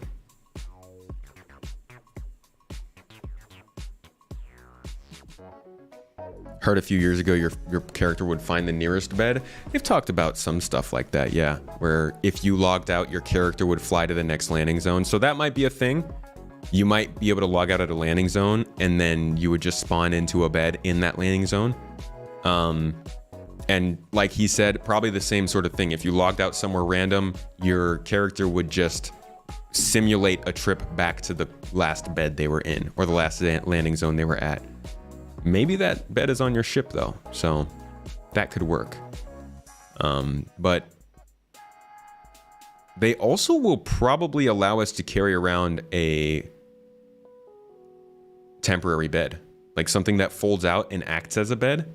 So you could say, hey, I don't have a ship to spawn out on and I can't spawn out anywhere, but I can use an inventory slot to store a makeshift bed that does allow me to spawn anywhere. That's sort of that give and take relationship. Yes, you can spawn anywhere, but you have to take up a lot of space in order to be able to do it. I could see that kind of thing. You doubt the bed thing is permanent? If they go back on the bed thing, that will be one of the most disappointing decisions I think CIG has made, in my opinion. The bed logout for me is fundamental to the idea of this game. That you are making a conscious decision on what ship you are taking and why you're taking it. If they get rid of the bed being a logout thing, the 100i series loses almost its entire benefit. What puts the 100i over the Pisces is the fact that the 100i has a bed and the Pisces doesn't. If you can't use the bed in the 100i, there's no reason to take it over a Pisces other than the refinery system. And I think that goes for things like constellations. If you have, I think it's 3 beds on the constellation, that's 3 players that you for sure can take with you. And In fact, if you look on these ship profiles, they all have crew sizes. Max crew, 10 people. Go to a Cutlass Black. Well, where the heck did that just go? It just disappeared. Go to the... What's with all these giant ships? Go to the C2 Hercules. Max crew, 2 persons. Getting rid of the bed thing breaks that. It's no longer a max crew of 2. And you could just have 40 people spawning in and out on your Hercules and just kind of mess it up. They could also use the life support system to do that though. So there are options they have, but I do think that getting rid of the bed system would be a bad move on their part. What's up, nerd? How you doing, pirate? Sleeping out in a place where there's no oxygen and you're reliant on a tank that lasts all of 1 hour, pretty sure makes bed logging in a ship almost mandatory. True, you also have to think about your life support stuff. It would completely remove any excitement in doing excursions. Yeah, it would make fleet construction completely irrelevant. It would remove a lot of those kinds of things. Will CIG implement in-ship repair mechanics like life support, artillery, shield systems? Yes. So you can already see some examples of this in some of the footage they've recently put out. Let me pull it up for you. If we look... Can I remember what episode that was in?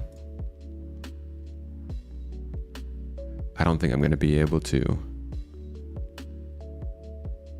Let's see. What would I have saved that footage as? Resource management? Let's see. Resource management. Yeah, here we go. So you can already see examples of it here. These are relays. These are the things that keep your ship powered. And they are already showing examples of AI working on it, replacing it, making sure it stays running. And you can actually see that they have also shown us the fire hazard feature, which I don't have here. Let's see if I've got it here.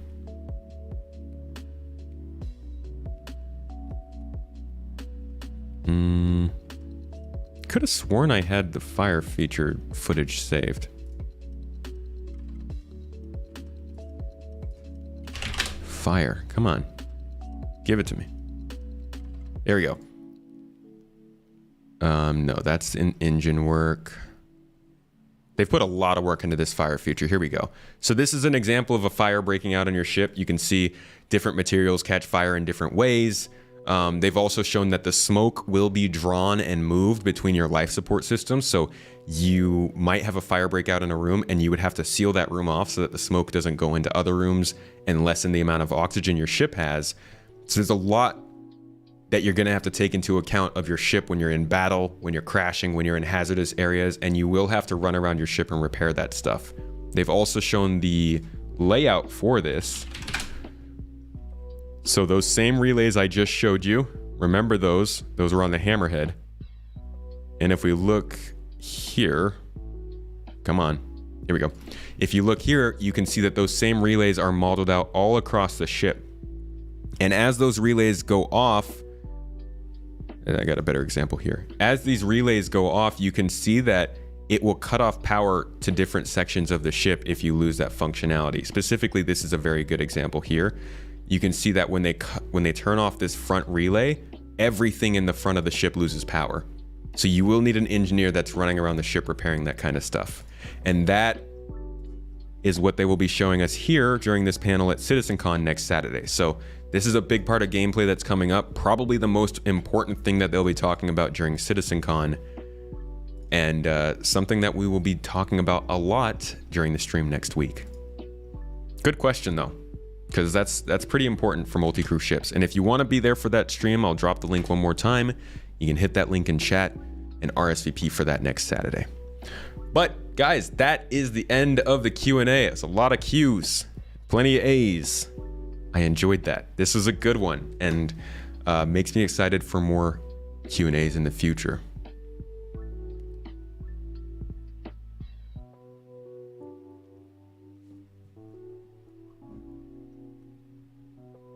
That won't be the case. CIG talked about it multiple times. You log out in safe zone, you're safe. You log out in a ship, you're in a bed. You log out in a desert, you stay in the desert, wasting your supplies to stay alive. And when you log back, you'll be close to dying. Huh. Really?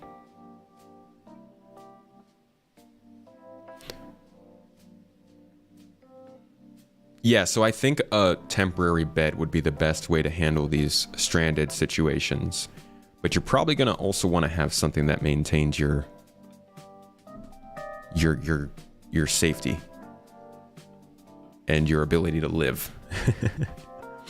All right, everybody, I am going to send you all on a raid to another lovely Star Citizen streamer. Yes, that's right. Believe it or not, we're going to see more Star Citizen. Woe is me. So let's see.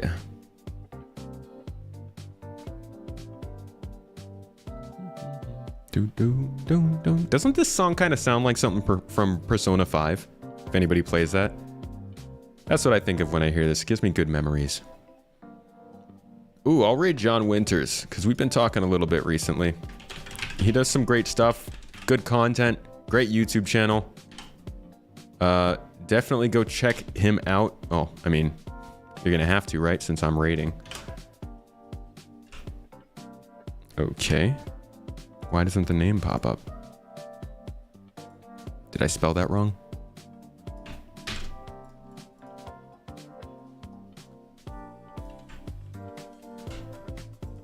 What the heck is going on? Why? Oh, I see. He spells. There we go. Whoops. Nope, that's the wrong guy. There we go. All right. Twitch, my friends, my people. I'm sending you on to the good old Jonathan Winters, another combat pilot, does some editing, YouTube channel, all that jazz. As for you all on YouTube, I will be sending you on to Raptor. He's not playing Star Citizen, but he does Star Citizen content sometimes. Okay, I'm gonna need your help. All right, I'm needing all your help on this, guys. When we get into Raptor's chat, don't spam the crap out of them so that they're annoyed, but mention maybe that Raptor should come and hit up the podcast or check out the channel or, you know, anything like that. Let's see if we can get Raptor's attention because I love their Star Citizen content and I'd love to talk to them more about it. But they're huge. We gotta get their attention. That being said, I appreciate everybody for coming to this stream. Thank you so much for being here. This was a ton of fun. I love answering your questions, and I hope you were satisfied with the answers. Thanks for the support today, guys. We got a ton of subs. Blown me away with the subs. We hit hype trains. It was all good fun. I hope you got some points towards our next ship giveaway. I'll be hosting that giveaway later on Saturday, so make sure to be there if you want to win a copy of Star Citizen. And remember to get into the Saber giveaway that we're running up until next week during CitizenCon. I will see you guys all next time on Friday. Be there. It's going to be good fun. And have a lovely day. Peace.